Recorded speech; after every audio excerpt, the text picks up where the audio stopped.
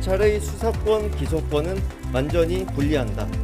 관련된 법은 4월 중 처리한다. 대장동 게이트, 월성 원전 경제성 평가 조작, 울산시장 선거 개입, 법인카드 소고기 횡령을 영원히 덮고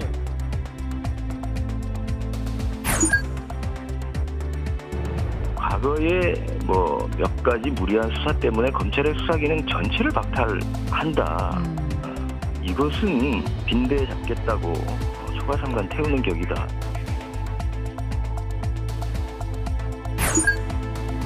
아무래도 그 지나간 과거가 있지 않습니까? 인간적인 안타까움과 또 마음속으로 갖고 있는 그 미안한 마음, 그런 것도 말씀드렸고,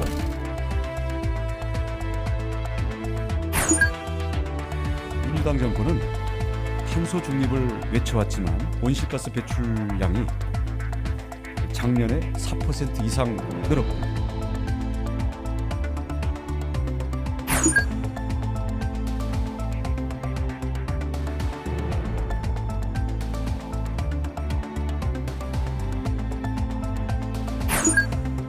강력한 무력 시위를 통해서 경고를 보내는 거고, 또 예상되는 북한의 추가 핵실험이라든지 ICBM 발사에 대해서도 결코 좌시하지 않겠다라는.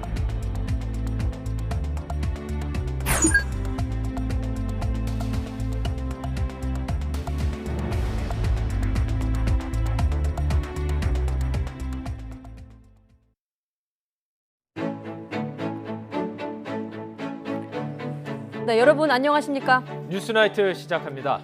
민주당이 의원총회 끝에 검찰에 남아있는 수사권을 분리하는 법안을 당론으로 추인했습니다. 당장 국민의힘과 검찰이 강력히 반발했습니다. 박근혜 전 대통령을 만나 늘 죄송했다고 말한 윤석열 당선인의 TK 행보까지 잠시 뒤 나이트 포커스에서 전국 분석합니다. 네, 검찰개혁 입법을 강행하기로 한 민주당, 4월 임시국회에서 처리하되 3개월 유예 기간을 두고 경찰개혁을 추진하고 또 장기적으로는 한국형 FBI 출범 등 수사기구 개편도 모색하기로 했습니다. 먼저 조성호 기자의 보도입니다. 민주당 정책의원총회는 4시간가량 이어졌습니다. 의원 20여 명의 갑론을박 끝에 검찰 수사권과 기소권을 완전히 분리하는 이른바 검수완박을 4월 임시국회에서 처리하기로 당론을 정했습니다. 검찰에 남아있는 6대 범죄 수사권을 박탈하는 게 핵심입니다. 검찰의 수사권, 기소권은 완전히 분리한다. 관련된 법은 4월 중 처리한다.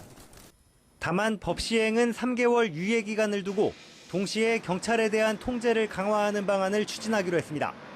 경찰의 직무상 범죄에 대한 검찰의 직접 수사권은 유지하고 독립감찰기구 설치, 인사독립성 확보 등을 논의하기로 했습니다. 자치경찰을 강화하면서 장기적으로는 수사기구를 개편해 한국형 FBI를 설치하는 방안도 당론으로 추인했습니다. 한국형 FBI를 출범시켜서 그야말로 중대 범죄 수사를 전담해서 수행할 수 있도록 하고 수사 분야별로 수사기구를 이렇게 분리 독립시키는 방안까지도 추진해 나가겠다. 윤호중 비대위원장은 이런 내용의 검수완박 법안이 이달 안에 법제사법위원회와 본회의를 통과하고 다음 달 현 정부 마지막 국무회의에서 의결돼 문재인 대통령이 공포하는 게 목표라고 밝혔습니다. 개혁에는 시기가 있습니다. 검찰총장 출신 대통령이 취임하게 되면 검찰 제도 개혁이라는 것은 사실상 이 5년 동안 물 건너가는 일이다. 다만 민주당은 검수완박 법안을 국민의힘 등의 반대를 뚫고 강행 처리할 가능성에는 얼마든지 협의할 수 있고 찾아가 설득하겠다며 여지를 뒀습니다. YTN 조성호입니다. 네, 그리고 민주당은 검찰개혁 입법 강행에 더해서 언론개혁 입법안도 당론으로 채택을 해 추진하기로 했습니다. 오는 5월 10일 윤석열 정부 출범에 앞서서 각종 개혁 입법을 서둘러 매듭 짓겠다는 것인데 당 내부에서조차 우려의 목소리가 나오는 등 풀어야 할 숙제가 적지 않습니다. 김지환 기자가 보도합니다. 민주당은 검찰의 6대 범죄 수사권을 폐지한다는 검수완박 입법과 함께 그동안 부침을 거듭해온 언론개혁 입법안도 당론으로 함께 추인했습니다. 1인 미디어 규제 방안과 포털 사이트의 뉴스 편집권 제한, 공영방송 지배구조 개선안 등을 당론에 추가했습니다. 여기에 징벌적 손해배상 규정 등을 담은 언론중재법 개정안까지 모두 처리 여부를 지도부 결정에 위임하기로 했습니다. 어떻게 처리할 거냐, 어느 시기에 처리할 거냐 하는 것은 지도부가 전략적, 정무적 판단을 통해서 결심하도록 위임되었습니다. 민주당의 속도전엔 한 달도 남지 않은 문재인 정부 임기 안에 각종 개혁 입법을 매듭지어야 한다는 전략적 판단이 깔린 것으로 보입니다. 오는 5월 10일 윤석열 당선인이 취임하면 거부권을 행사할 수 있어 입법 권력을 장악한 민주당이라도 새 정부와 정면으로 충돌해야 하는 부담이 커지기 때문입니다. 하지만 당장 민주당 안에서조차 초강수행보를 우려하는 목소리가 나옵니다. 민생과는 거리가 먼 개혁 입법을 추진하다 6월 지방선거에서 역풍을 맞을 수 있다는 겁니다. 검수완박 법안이 통과되기도 힘들지만 통과된다고 해도 지선에 지고 신뢰를 잃지 않을까 걱정이 됩니다. 당내 이견 봉합과 함께 한국형 FBI가 설립되기 전 검찰에서 분리된 수사권을 경찰이 모두 가지게 되는 경찰 권력 비대화의 풍선 효과는 어떻게 견제할 수 있을지 민주당이 풀어야 할 숙제가 산적해 있습니다. YTN 김지환입니다. 네, 민주당의 숙제가 산적해 있다. 자, 민주당의 검수완박 당론 채택에 국민의힘은 강하게 반발하며 결사 저지하겠다고 밝히고 있습니다. 인사청문 전국 등과 맞물려서 정치권에 전운이 감돌고 있습니다. 이경국 기자의 보도입니다.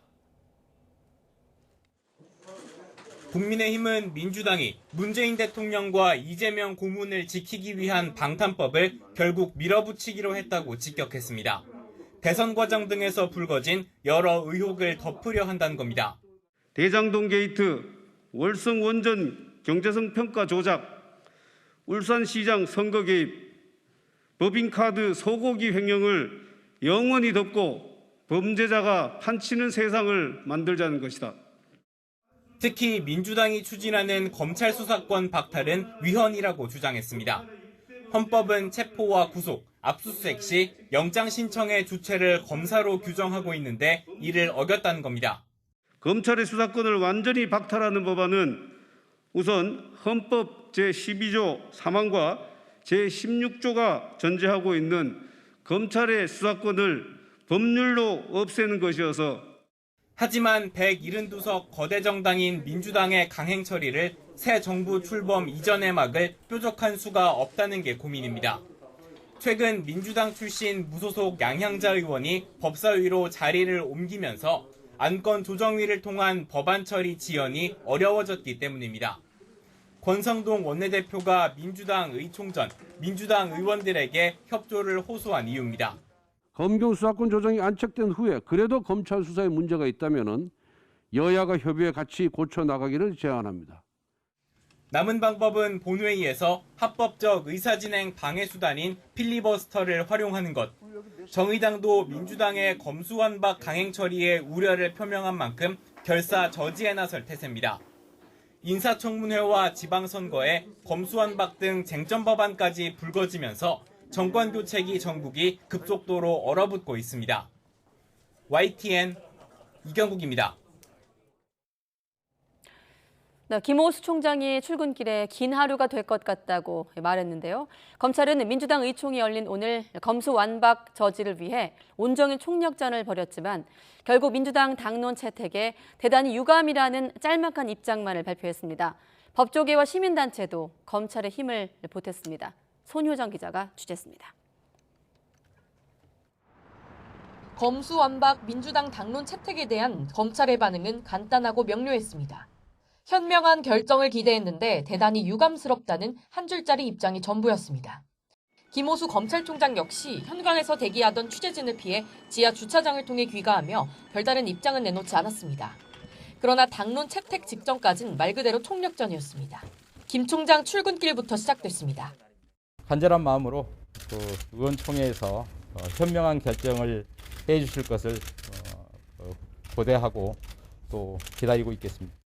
김 총장은 곧이어 박범계 법무부 장관에게 만남을 먼저 요청해 1시간가량 긴급 회동도 가졌습니다. 김 총장은 검수완박에 대한 검찰 입장을 설명하며 박 장관에게 힘을 실어달라고 요청했는데 뚜렷한 합의점엔 이르지 못했습니다. 정치권에서 추진하고 있는 검찰 수사 기능 전면 폐지에 관해서 문제점도 말씀드리고 또 검찰에 또 요청사항도 갈 길은 먼데 날은 저물었다. 검찰에 대한 제 염려를 말씀을 드렸습니다. 검찰은 검수완박 입법을 저지하기 위해 여론전과 함께 본격적인 민주당 설득 작업에도 힘을 기울였습니다. 김 총장은 민주당 의원 한 명씩 직접 전화를 걸어 당론 채택을 막아달라고 호소한 것으로 전해졌고 현직 검사장이 라디오 방송에도 출연해 검수완박 법안의 문제점을 조목조목 짚었습니다. 과거에 몇 가지 무리한 수사 때문에 검찰의 수사 기능 전체를 박탈한다. 이것은 빈대에 잡겠다고 초가삼간 태우는 격이다. 검찰 외부에서도 검수완박 법안 추진에 대한 반대 목소리가 이어졌습니다. 대한변호사협회는 물론 진보 성향의 민변과 참여연대까지 우려를 나타냈습니다. 일단 검찰은 국회 법제사법위원회나 본회의 등 입법 단계별로 대응 방안을 마련한 것으로 전해졌습니다. 검찰 내부에선 법안이 국회를 통과할 경우 문재인 대통령에게 거부권 행사를 건의해야 한다는 의견까지 제기된 것으로 알려졌습니다. 향후 국회 논의 상황에 따라 김호수 총장 등 지휘부가 직접 국회를 찾아 대응 수위를 높이며 접점을 넓혀갈 것으로 보입니다. YTN 손유정입니다. 네, 그런데 윤석열 당선인 당선 직후엔 사의서를 일축했던 김호수 검찰총장이 검수완박 추진이 속도를 내자 직을 걸고 배수진을 친 배경에 관심이 쏠리고 있습니다.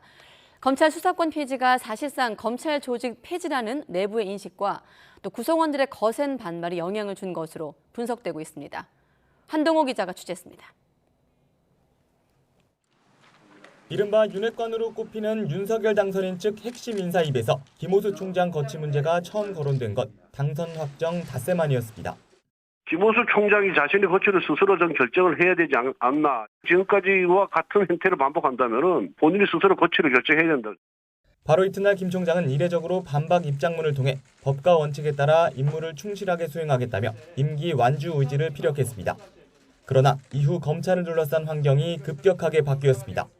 더불어민주당은 검찰 수사기능 폐지, 즉 검수완박 법안을 윤 당선인 취임 전에 통과시키려 속도전에 나섰고 법안 강행 처리에 발판이 될 수 있는 국회 법제사법위원 사보임까지 이루어졌습니다. 이튿날 검찰 내부 게시판엔 검수완박 법안을 사실상 검찰 조직 폐지라고 받아들이는 검사들의 글과 댓글이 쇄도했습니다. 거기에 대해 한 부장검사는 껍질에 목을 넣는 거북이, 모래구덩이에 머리를 처박는 타조라며 사실상 김 총장에게 맹비난을 쏟아냈습니다. 결국 이러한 검찰 내외부 요인이 김 총장의 조건부 사의 표명을 불러온 요인으로 작용했을 거라는 분석이 나옵니다. 김 총장은 문재인 정부에서 1년 10개월 동안 장수 차관을 지내며 검찰의 수사 범위를 축소하는 검경 수사권 조정대로 역할을 한 만큼 검찰 내부에 곱지 않은 시선도 받아왔습니다. 역대 총장들 역시 검찰개혁안을 마주한 상황에서 직을 내던졌습니다. 2011년 김준규 검찰총장은 검경 수사권 조정안이 국회에서 통과되자 사퇴했고 2012년 한상대 총장은 대검 중수부 폐지 등 검찰 개혁안을 놓고 최재경 중수부장과 갈등을 빚다 옷을 벗었습니다. 다만 김 총장이 법안 통과나 폐기가 마무리되지 않은 상황에서 당장 물러나진 않을 것으로 보입니다. 검찰 관계자는 총장이 자리에 없으면 그 역할을 누가 하냐며 당장 사표낸다고 사태가 해결되진 않고 총장 역할이 매우 중요한 상황이라고 설명했습니다. 당분간은 김호수 총장이 직무를 계속 수행하면서 국회의원 설득과 대국민 여론전을 지휘할 것으로 보입니다. YTN 한동우입니다. 윤석열 대통령 당선인이 대구를 방문해 박근혜 전 대통령과 50분 동안 회동을 했습니다. 윤 당선인은 과거 국정농단 수사로 박 전 대통령의 중형을 끌어낸 데 대한 인간적인 안타까움을 전하면서 취임식 참석을 요청했는데 박 전 대통령은 가능한 노력하겠다고 답했습니다. 김태민 기자의 보도입니다. 윤석열 대통령 당선인이 대선 한 달여 만에 대구를 찾았습니다. 특별 사면 후 고향 사저에 머무는 박근혜 전 대통령을 처음으로 직접 만났습니다. 50분 동안 환담을 마친 윤 당선인은 이런 소감을 남겼습니다. 대통령님의 건강에 대해서 좀 얘기를 했고요. 그리고 아무래도 또 지나간 과거가 있지 않습니까? 어떤 이제 인간적인 안타까움과 또 마음속으로 갖고 있는 이제 또 미안한 마음 그런 것도 말씀드렸고 윤 당선인은 검사 시절 국정농단 특검의 수사팀장으로 박 전 대통령에 대한 중형을 이끈 과거가 있습니다. 구원으로 얽힌 사이지만 두 사람의 만남은 화기애애한 분위기였다고 배석자들은 전했습니다. 정말 화기애애한 분위기에서 했습니다. 그래서 어떤 면에서는 이게 참 공개를 다 이게 하기가 적절치 않지만 했으면 좋겠을 정도로 그런 내용들까지 굉장히 많았는데. 윤 당선인은 또 이 자리에서 다음 달 치러질 대통령 취임식 행사 참석을 정중히 요청했는데 박 전 대통령은 현재 건강 상태로는 어렵지만 가능한 한 노력하겠다고 답했습니다. 취임식에 건강이 허락하시면 참석을 해달라고 정중하게 당선인께서 말씀을 하셨고 여기에도 대통령께서 가능한 한 노력하겠다. 당선인은 이와 함께 박근혜 정부에서 도입된 좋은 정책을 계승 홍보해 명예회복을 돕겠다고 약속했고 이에 박 전 대통령은 감사의 뜻을 표하기도 했습니다. 윤 당선인과 박 전 대통령의 이번 만남은 국정농단 사태 후 분열된 보수 진영의 통합 차원 행보로 풀이됩니다. 특히 50일 앞으로 다가온 6일 지방선거의 보수층 표심에 어떤 영향을 미칠지에 시선이 쏠립니다. YTN 김태민입니다. 새 정부 내각 인선을 둘러싼 윤석열 당선인 측과 안철수 인수위원장 측의 불협화음이 커지고 있습니다. 이특규 의원이 인수위원직을 사퇴한 데 이어서 안 위원장은 인사 추천이 반영되지 않았다는 취지의 작심 발언까지 쏟아냈습니다. 하지만 당선인 측은 예정대로 내일 2차 인선을 발표할 것으로 보입니다. 홍주혜 기자입니다. 안철수 인수위원장의 최측근 이태규 국민의당 의원이 인수위원직을 내려놓은 이튿날 안 위원장이 입을 열었습니다.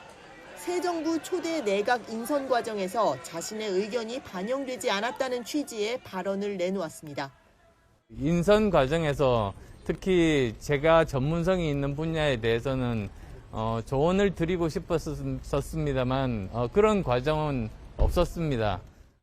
사퇴한 이태규 의원과 관련해선 대선부터 후보 단일화, 인수위 과정에서 여러 가지 어려움이 많아 감당하기 힘들다는 뜻을 전했다고 설명했습니다. 본인의 의지가 워낙 굳다며 인수위원직 사퇴를 번복할 가능성이 크지 않다는 뜻도 내비쳤습니다. 장제원 당선인 비서실장은 그러나 이태규 의원이 장관 인선 때문에 사퇴한 건 아니라고 본다고 선을 그었습니다. 안철수계와의 공동정부 구상에 파열음이 생기는 것 아니냐는 질문엔 안 위원장이 있는데 무슨 파열음이냐며 잘 진행될 거라고 일축했습니다. 안 위원장 측은 공개적으로 불만을 드러내고 윤 당선인 측은 애써 봉합하려는 모양새인데 인선을 둘러싼 불협화음이 사실로 굳어졌다는 해석이 나옵니다. 당장 내일로 예정됐던 추가 인선 발표가 미뤄질 거란 예상도 고개를 들었지만 당선인 측 관계자는 당선인이 대구에서 돌아온 뒤 회의한 결과 예정대로 2차 인선안을 발표하기로 했다고 밝혔습니다.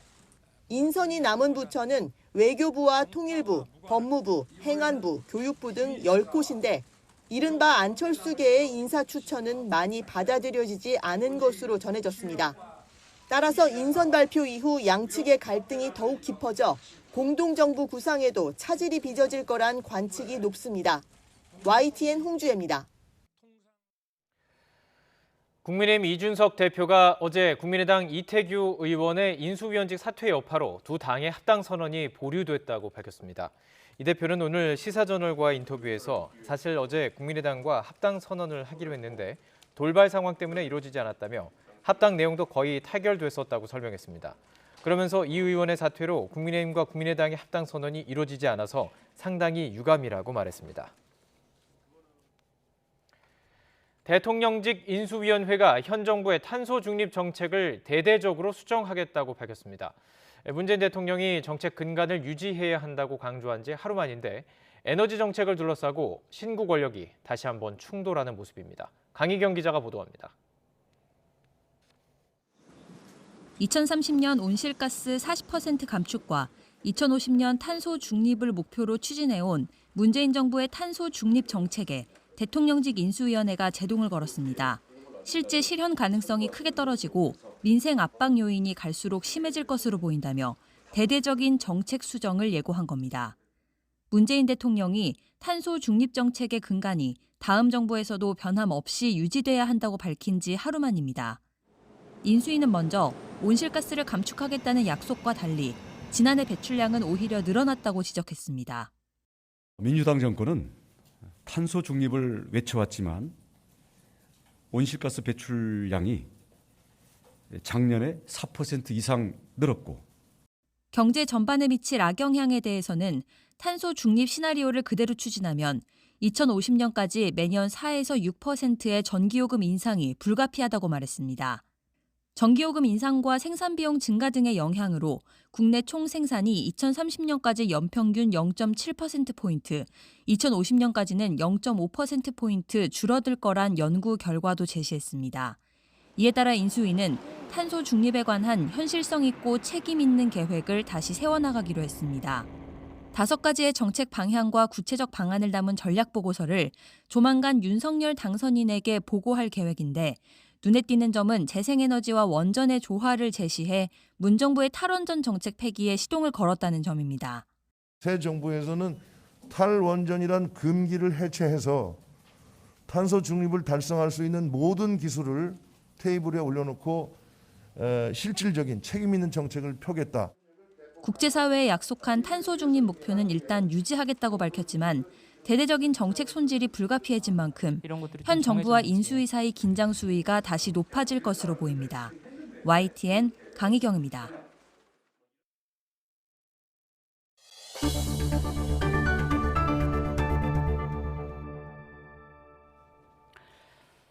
서울 남부지검 초임 검사가 발령받은 지 2달 만에 자신이 일하던 청사에서 투신해 숨졌습니다. 서울 남부지검은 6년 전 소속 검사가 스스로 목숨을 끊은 곳이기도 한데요. 검찰은 이번 투신 사망 사건에서 가혹 행위나 인권 침해가 있었는지 자체 진상 조사에 착수했습니다. 윤혜리 기자입니다. 서울 남부지방검찰청 주차장. 주위에 검찰 관계자들이 모여 있습니다. 서울 남부지검 소속 30대 A 검사가 청사에서 투신했다는 신고가 접수된 건 오전 11시 20분쯤. 119 구조대가 현장에 도착했을 때 A 검사는 이미 심정지 상태로 이후 인근 병원으로 이송됐지만 끝내 숨졌습니다. 지난 2018년 변호사 시험에 합격해 서울 남부지검 형사부에 발령받은 지 불과 2달 지났습니다. 서울 남부지검은 대검찰청 지시를 받아 자체적인 진상조사에 착수했습니다. A 검사가 소속 부서에서 폭언과 같은 가혹행위나 인권 침해를 받았는지, 업무 스트레스가 과중했는지 등이 조사 대상입니다. 남부지검 인권보호관은 인권 침해 여부는 사실 확인 조사에 착수할 예정이다. 6년 전에도 서울 남부지검 소속 김홍현 검사가 집에서 스스로 목숨을 끊었습니다. 임용 2년 차였던 고 김홍현 검사는 유서를 통해 업무상 스트레스를 토로했고 감찰 조사 결과 부장검사의 폭행과 폭언, 강요 사실이 드러났습니다. 하지만 검찰은 폭행 혐의만 적용해 기소했고 1심 재판부는 부장검사에게 징역 1년을 선고했습니다. 지옥 같은 하루하루를 보냈을 우리 아들을 생각하면 지금도 엄마로서 억장이 무너집니다. 이번 투신 사망 사건을 수사하고 있는 경찰은 A 검사 유족과 서울 남부지검 직원들을 상대로 가혹행위가 있었는지 등을 조사할 계획입니다. YTN 윤혜리입니다. 네, 지적 장애가 있는 6살 아들을 혼자 집에 내버려둬 숨지게 한 혐의로 30대 엄마가 구속이 돼 경찰 수사를 받고 있는데요. 이 아동학대를 알고도 아이의 생명을 지키지 못한 것으로 나타나고 있습니다. 아동학대가 확인돼 지자체 등으로부터 관리 대상으로 이미 지정이 됐지만 보호 조치의 강제성이 없었기 때문입니다. 알고도 못 막은 겁니다. 이상곤 기자가 취재했습니다. 지난 8일 충남 아산의 한 주택에서 6살 지적장애 아동이 숨진 채 발견됐습니다. 현관문에는 4개월 동안 전기료가 연체돼 전기 공급이 제한된다는 경고문과 복지 서비스 안내문들이 붙어 있습니다. 국립과학수사연구원은 아이가 굶어 죽은 것으로 추정했습니다. 그런데 이 가정이 아동학대 사례 관리 대상으로 지정돼 있던 사실이 확인됐습니다. 아동학대가 확인됐고 재발할 우려가 있는 가정에 내려지는 조치입니다. 아이 엄마인 A씨가 서울에 있는 지인 집에 머물다가 아이를 때렸다는 신고가 경찰에 접수된 건 지난 1월입니다. 경찰 조사에서 A씨는 아이가 남의 집 물건을 만지고 문서를 찢어 등을 때렸다고 말한 것으로 전해졌습니다. 당시 아이 몸에서 외상이 발견되지 않았고 입소 가능한 시설도 없어서 이들에게는 원래 가정으로 돌려보내지는 원가정 보호 조치가 내려졌습니다. 이후 아산시와 아동보호 전문기관이 한 차례씩 대면 면담을 하고 경찰도 2차례 전화 상담을 진행했지만 별다른 징후는 발견하지 못한 것으로 알려졌습니다. 기초생활수급자 가정인데다 아이가 장애를 가지고 있어서 더욱 각별한 보호 조치가 필요했지만 결국 아이는 새 기관의 합동 가정 방문을 앞두고 숨진 채 발견됐습니다. 지난해 2월에도 경북 구미안 빌라에서 3살 아동을 방치해 숨지게 한 친모와 언니가 체포되는 등 보호자의 방치 행위로 아이가 숨지는 사건이 계속 이어지고 있습니다. 전문가들은 아동학대 사례 관리가 진행돼도 강제성이 없어 한계가 있다고 지적합니다. 부모가 외면하고 방치를 했어도 사회적으로 개입할 수 있는 어떤 강제성이 있어야 되거든요. 그런데 이 아이를 확인할 수 있는 강제성이 없다는 거죠. 중요한 거는 의심만으로도 개입할 수 있어야 하는 어떤 민감성이 필요합니다. 경찰은 보름 넘게 아이를 내버려 두고 집을 나갔다는 A씨의 진술이 맞는지 알아보기 위해 CCTV를 분석하고 있으며 살인의 고의가 있었는지도 확인하고 있습니다. YTN 이상군입니다. 네, 값싼 선박용 경유를 일반 경유라고 속여판 일당이 무더기로 경찰에 적발됐습니다. 1리터에 400원짜리 붉은색 선박용 경유를 탈색을 해서 일반 경유처럼 보이도록 속여서 팔았는데 그렇게 챙긴 부당 이득만 15억 원에 달합니다. 김혜린 기자입니다. 한 남성이 1톤 화물차 탱크 위에 올라서 있습니다. 구멍마다 노란색 단지를 기울여 붓는 남성. 탱크 안에 든 건 붉은 빛을 띠는 선박용 경유입니다. 못 타요. 못 탄다고? 네. 가짜 석유 제조 일당은 이곳에서 값싼 선박용 경유를 노란색으로 탈색한 뒤 일반 경유와 섞었습니다. 이렇게 만든 가짜 석유는 500만 리터. 1리터에 400원씩 주고 사들인 선박용 경유 150만 리터를 가짜 석유 500만 리터로 둔갑시켜 1,400원씩 받고 판매했습니다. 이들의 일당이 전국 주유소 21곳과 짜고 재작년 2월부터 1년 8개월 동안 챙긴 부당이익만 15억 원에 달합니다. 가짜 경유를 차량에 넣고 달릴 경우 심각한 환경오염을 일으키는 건 물론 차량 성능도 저하될 수 있습니다. 선박용 경유를 혼합하여 가짜 석유를 제조 유통하면 차량 배출가스로 다량의 항성분이 유출되어 대기오염을 발생시키고 있으며 가짜 석유를 지속적으로 사용할 경우에는 차량의 배기장치 막힘상으로 출력이 저하됩니다. 경찰은 가짜 석유 판매 일당 50명을 입건하고 공급업자 등 주범 4명을 구속 상태로 검찰에 송치했습니다. 또 관계기관과 공조해 유가가 급등한 시기를 틈타 가짜 석유를 만들어 파는 업자들에 대해 지속적인 단속을 벌일 계획입니다. YTN 김혜린입니다. 네, 지난해 보험 사기 금액이 5% 증가했지만 보험 사기로 적발이 된 사람 숫자는 소폭 감소한 것으로 나타났습니다. 특히나 사회에 첫 발을 내딛는 20대 보험 사기가 12%나 증가하면서 전체 보험 사기 20%를 차지했습니다. 박병화 기자입니다. A씨는 페이스북, 인터넷 카페 등을 통해 단기 고액 알바 구함 등의 구인 광고로 위장해 보험 사기 공모자를 모집해 자동차에 동승시킨 후 고의 사고를 일으켜 보험금을 타낸 것으로 적발됐습니다. 이들은 교차로 회전 시 차선 위반 차량이나 후진 차량을 주요 범행 대상으로 삼아 고의 충돌을 해왔습니다. 보험 설계사나 계약자, 캐디 등이 공모해 실제 홀인원을 하지 않았음에도 허위로 홀인원을 한 것으로 보고해 보험금을 타낸 사례도 적발됐습니다. 금융감독원은 지난해 보험 사기 적발 금액은 9,434억 원으로 1년 전에 비해 5.0% 증가했다고 밝혔습니다. 반면 보험 사기 적발 인원은 97,629명으로 1.2% 감소했습니다.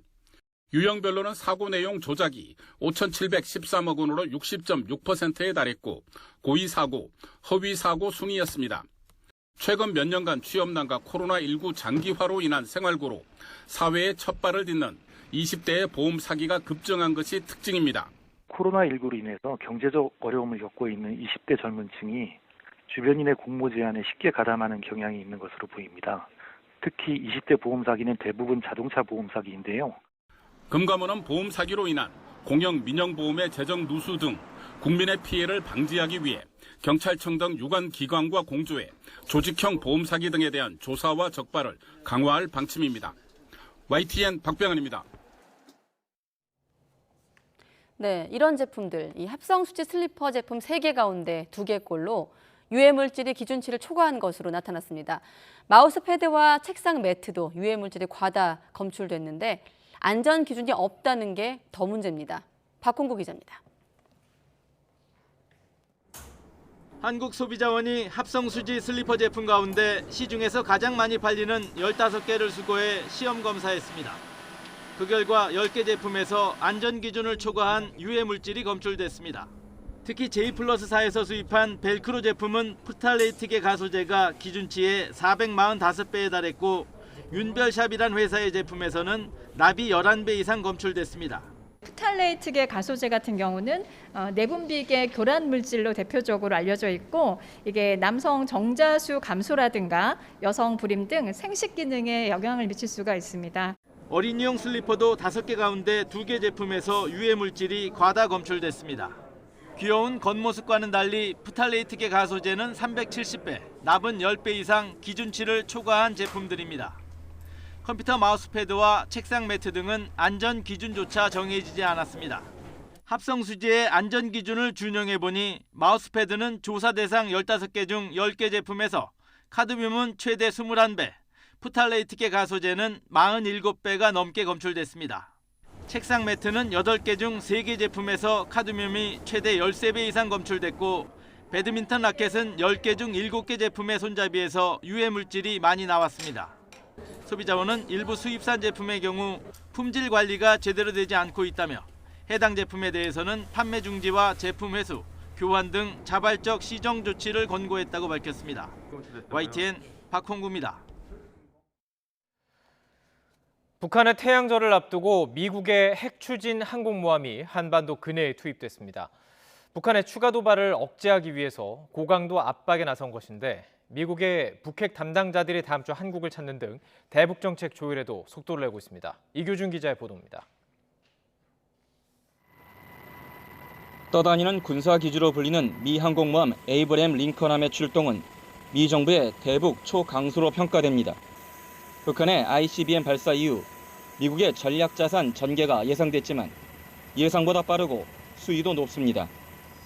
그만큼 북한의 추가 도발을 억제하려는 미 정부의 강한 의지가 실려 있다는 분석입니다. 생각보다 굉장히 강력한 무력 시위를 통해서 경고를 보내는 거고 또 예상되는 북한의 추가 핵실험이라든지 ICBM 발사에 대해서도 결코 좌시하지 않겠다라는 일종의 메시지를 보내고 있다고 생각합니다. 미 항모의 출동은 북한이 핵실험 재개 등으로 한반도 긴장을 최고조로 끌어올렸던 문재인 정부 초기와 닮아 보입니다. 미국은 지난 2017년 11월 로널드 레이건함 등 항공모함 3척을 한미연합훈련에 참여시키며 전방위 압박했습니다. 당시 북한은 화성 15형 시험 발사로 즉시 맞대응했지만 다음해 2월 평창올림픽을 계기로 대화 국면으로 돌아섰습니다. 하지만 지금은 북한이 레드라인을 넘어 핵무력 증강에 속도를 내고 있는 상황입니다. 강대강 국면을 갔다가 결국 다시 대화 협상 국면으로 전환되는 게 과거의 패턴이었다면 지금 같은 경우는 강대강 대결 이후에 또 다른 강대강 대결이 예상이 되니까 그 어느 때보다도 불확실성이 높다. 오는 15일 김일성 110번째 생일에 즈음해 전략무기 시험 발사나 핵실험 등 대형 도발에 나설 것이란 우려가 커지고 있습니다. 이에 따라 미국의 전략폭격기 등 전략 자산이 추가로 전개될 가능성이 있는 가운데 새 정부와 대북 정책을 조율하기 위한 바이든 행정부의 행보도 빨라지고 있습니다. 한미 정책협의 대표단의 방미에 이어 성김 미 국무부 대북 특별대표 등 미국의 북핵 담당 당국자들이 다음 주 한국을 방문해 현 정부는 물론 차기 정부 인사들과 잇따라 만납니다. YTN 이교준입니다. 성김 미 국무부 대북 특별대표가 다음 주에 차기 정부 인사를 만날 것이라는 보도와 관련해서 원일이 대통령직 인수위원회 수석부대변인은 아직 들은 바 없다고 밝혔습니다. 또 미국 바이든 행정부가 방안을 추진한다는 보도에 대해서도 당선인실과 인수위는 이런 계획을 들은 바 없고 사실과 다른 것으로 안다고 설명했습니다. 앞서 성 김 대표는 한국을 방문할 예정이라며 현 정부는 물론 윤석열 대통령 당선인 측과도 논의하길 고대한다고 언급했습니다. 이와 함께 바이든 미 대통령은 나렌드라 모디 인도 총리와 화상 정상회담을 하면서 다음 달 24일쯤 일본에서 만나길 고대한다고 밝혀 이때 한국을 찾아 한미 정상회담을 열 가능성이 거론되고 있습니다. 우크라이나 남부 요충지 마리우폴에 러시아군에 의한 함락이 임박했다는 관측이 나오고 있습니다. 한 달이 넘게 러시아군에 포위된 상황에서 10,000명이 넘는 민간이 숨졌다는 주장도 나오고 있습니다. 보도에 김형근 기자입니다. 우크라이나 남부 도시 마리우폴. 아파트 단지 안에서 불꽃과 함께 연기가 솟아오릅니다. 우크라이나 아조우 연대가 로켓포로 러시아 탱크를 격파하는 장면입니다. 아조우 연대는 러시아군의 무자비한 공격에 맞서 한 달 넘게 분투하고 있습니다. 하지만 러시아군에 포위돼 외부 지원이 차단된 상황에서 한계점에 봉착했습니다. 러시아군은 우크라이나군을 밀어내고 마리우폴 대부분 지역을 장악했습니다. 러시아군과 합동작전을 펼치고 있는 친러 반군은 마리우폴 항만까지 완전히 장악했다고 밝혔습니다. 우크라이나군은 SNS에 탄약이 바닥나 오늘이 마지막 전투가 될 것이라고 전했습니다. 또 보병은 모두 전사했고 포병과 운전병 등이 전투를 하고 있다며 절박한 상황을 알렸습니다. 한 달 넘는 포위전 끝에 마리우폴이 함락 위기에 놓인 것입니다. Знищують наш Маріуполь, гасять всього, чого тільки можливо. Це заборонена зброя, це гаубиці, це системи залпового вогню, гради, смерчі, урагани, огнемети Буратіно і таке інше. 마리우폴을 점령한다면 러시아군은 크림반도와 돈바스 지역을 연결할 수 있게 되고 아조우의 연안의 통제권도 확보하게 됩니다. 러시아군의 계속된 공격으로 마리우폴은 도시의 90%가 파괴된 것으로 알려졌습니다. 마리우폴 시 당국은 민간인 사망자가 10,000명이 넘는다면서 앞으로 그 피해는 더 늘어날 것이라고 밝혔습니다. YTN 김영근입니다. 젤렌스키 우크라이나 대통령이 러시아군의 화학무기 사용 가능성이 높다면서 거듭 우려를 표한 가운데 이미 화학무기가 사용됐다는 주장도 나왔습니다. 그는 또 러시아군이 퇴각한 지역에는 온통 지뢰라며 강하게 비난했습니다. 김진호 기자의 보도입니다. 에두아르트 바수린 도네츠크 인민공화국군 대변인은 현지 시간 11일 러시아가 마리우폴에 화학무기를 사용할 가능성을 언급했습니다. 러시아의 RIA 노보스티 통신은 바수린이 두더지를 구멍에서 뽑아내기 위해 포위군이 화학부대에 의존할 것이라고 말했다고 보도했습니다. 이와 관련해 젤렌스키 우크라이나 대통령은 화상연설을 통해 사태가 심각하다고 우려했습니다. Один з рупорів окупантів заявив про те, що вони можуть застосувати хімічну зброю проти захисників Маріуполя. Розглядаємо це максимально серйозно. 러시아군이 이미 화학무기를 사용했다는 주장도 나왔습니다. 마리우폴에서 러시아군에 저항 중인 아조우 연대는 무인기가 마리우폴에서 우크라이나군과 민간인에게 독극물을 투하해 피해자들이 호흡 곤란 등을 겪었다고 주장했습니다. 리즈 트러스 영국 외무장관은 트위터를 통해 세부 사항을 확인하기 위해 파트너들과 긴급하게 협력하고 있다고 밝혔습니다. 젤렌스키 대통령은 또 퇴각한 러시아군이 곳곳에 지뢰를 설치해 자국민의 귀환을 위험하게 만들고 있다고 비난했습니다. Окупанти залишили міни усюди, в будинках, які захоплювали, просто на вулицях, у полях. Вони мінували майно людей, мінували машини. 젤렌스키 대통령은 러시아의 이러한 전쟁 범죄 행위를 막기 위해 러시아산 석유 수입 금지 등의 더욱 강력한 제재를 해야 한다고 주장했습니다. YTN 김진호입니다.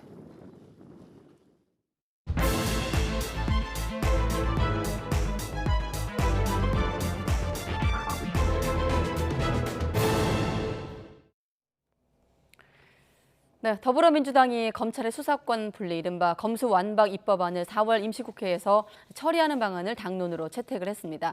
검찰의 집단 반발 움직임은 물론이고 국민의힘의 반대 목소리가 큰 만큼 파장이 적지 않을 것으로 예상되고 있습니다. 나이트 포커스 오늘은 전예현 시사평론가, 이종훈 정치평론가 두 분과 함께하겠습니다. 안녕하십니까? 안녕하세요. 네, 오늘 민주당 의총 4시간 정도 진행이 됐다고 하고 이 자리에서 나온 여러 발언 중에 눈에 띄는 발언이 있더라고요. 2022년 4월은 오지 않는다. 자, 민주당이 강행 혹은 이렇게 집착하는 배경 어디에 있다고 보십니까? 일단은 강행 집착이라는 용어는 불가능한 일을 너무 무리하게 밀어붙인다라는 뉘앙스가 있기 때문에 민주당 입장에서는 아마 검찰의 수사와 기소 분리 그리고 검찰 정상화라는 용어를 강조하고 있는 것으로 보입니다. 말씀해 주셨듯이 5월 10일이면 새 정부가 들어서는데 현재 윤석열 당선인이 이제 새 대통령으로 취임하게 된 이후면 오히려 검찰개혁 법안을 통과시키는 것이 더 어렵지 않겠느냐. 대통령의 거부권이 행사될 가능성을 염두에 둔 것으로 보이고요. 또 하나는 사실 이제 지방선거가 되면 제가 보기에 정치권이 또 한 번 격변의 시대가 옵니다. 그때 가서 과연 지금처럼 민주당이 집중적으로 검찰개혁을 논의할 수 있을까라는 당내 우려도 저는 좀 영향을 미쳤다고 보고요. 세 번째로 가장 영향을 미친 부분은 최근에 정치보복에 대한 우려가 또 제기가 되고 있습니다. 아마 검찰이 일부 사건에 대해서는 빨리 수사를 하고 어떤 사건은 수사를 늦춘다라는 의구심을 갖고 있는 부분이 이 경론 속에서도 어쨌든 당론을 채택하게 된 배경이 아닐까 그런 생각이 듭니다. 앞서 제가 왜 집착이라는 표현을 썼냐면은 사실 충분히 어떤 국민적 동의를 얻은 사안일까 싶은 의구심이 많이 드는 시각이 있어서 한번 그런 단어를 써봤는데 평론가님은 어떻게 보십니까? 네, 그 심지어 지금 민변하고 참여연대도 지금 문제 제기를 하고 있지 않습니까? 이렇게 급박하게 서둘러서 처리할 사안이 아니다라고 지금 이야기를 하고 있고, 뭐 검찰 쪽에서도 이미 의견을 이제 밝히기도 했습니다만 검경 수사권 조정하고 나서 지금 1년도 채 안 된 상태인데 이거 지금 제도가 제대로 안착이 안 돼서 지금 수사가 지연되고 이런 상황이 지금 곳곳에서 지금 벌어지고 있거든요. 자, 결국 민생이 지금 위험해지는 겁니다. 이렇게 되면. 자, 이런 상태인데 이런 문제를 그대로 방치한 상태에서 또다시 이런 또 제도 개선을 하겠다라는 것 무리다라고 지금 이제 민변하고 심지어 참여연대도 지금 얘기를 하고 있는 상태인데 결국 그 강을 지금 건너려고 하는 거 아닌가. 그 이유가 과연 뭘까? 그만큼 조급하기 때문이다. 그러니까 야당이 되면 뭔가 정치 보복 당할 것 같다라는 그런 이제 공포감이 굉장히 이 민주당 내에 좀 팽배해 있는 게 아닌가 이런 생각이 좀 드는데요. 정치 보복 안 하겠다라고 하는데 정치 보복 당할까 봐 두려워서 이렇게 움직이는 민주당을 과연 우리는 어떻게 이해를 해야 하겠는가. 합리적인 그런 판단으로는 도저히 좀 이해할 수 없는 약간 좀 비이성적인 그런 그 뭔가 기류가 좀 작동하고 있는 게 아닌가 저는 그렇게 생각을 합니다. 네, 그럼 한번 의견을 한번 더 들여다보도록 하겠습니다. 자, 발언을 듣고 또 전 평론가님 의견 들을 텐데 의총 결과 그리고 여기에 따른 국민의힘 입장까지 한번 한꺼번에 듣겠습니다. 검찰의 수사권, 기소권은 완전히 분리한다. 관련된 법은 4월 중 처리한다. 그리고 그와 동시에 경찰에 대한 견제 그리고 감시, 이런 통제 기능을 강화하기 위한 다양한 방법들을 동시에 추진한다. 20여 분에 가까운 분들의 질의와 토론을 거쳤고요. 원내대표의 마지막 당론 추인 요청이 있었고 의원들이 거기에 동의를 했기 때문에 표결 없이 당론으로 추인이 되었습니다. 촛불 구성에서 형사사법 전반에 대해서 심도 깊은 논의를 해야 된다라는 그런 입장입니다. 만약 민주당이 4월 국회에서 강행 처리를 하려고 한다면 우리는 필리버스터 등 모든 수단을 동원해서 저지할 것입니다. 정의당과는 검수완박 법안 추진에 대해서는 적극 연대할 생각입니다. 저희들이 필리버스터를 시작했을 때 5분의 3이면 필리버스터를 종료시킬 수가 있는데 그때 정의당의 협조가 필수적입니다. 네, 민주당 같은 경우는 의원총회 현장에서 만장일치로 좀 추인됐다는 점을 부각시키기도 했고요. 그렇습니다. 아무래도 가장 중요한 것은 법안을 통과시켜야 되는 것이고 또 국민의힘에서 지금 검토 중인 필리버스터에 대해서 어떻게 대응할 것인데 그러기 위해서는 172석에서 이탈표가 나오면 안 된다라는 그런 생각이 반영된 것으로 보이고요.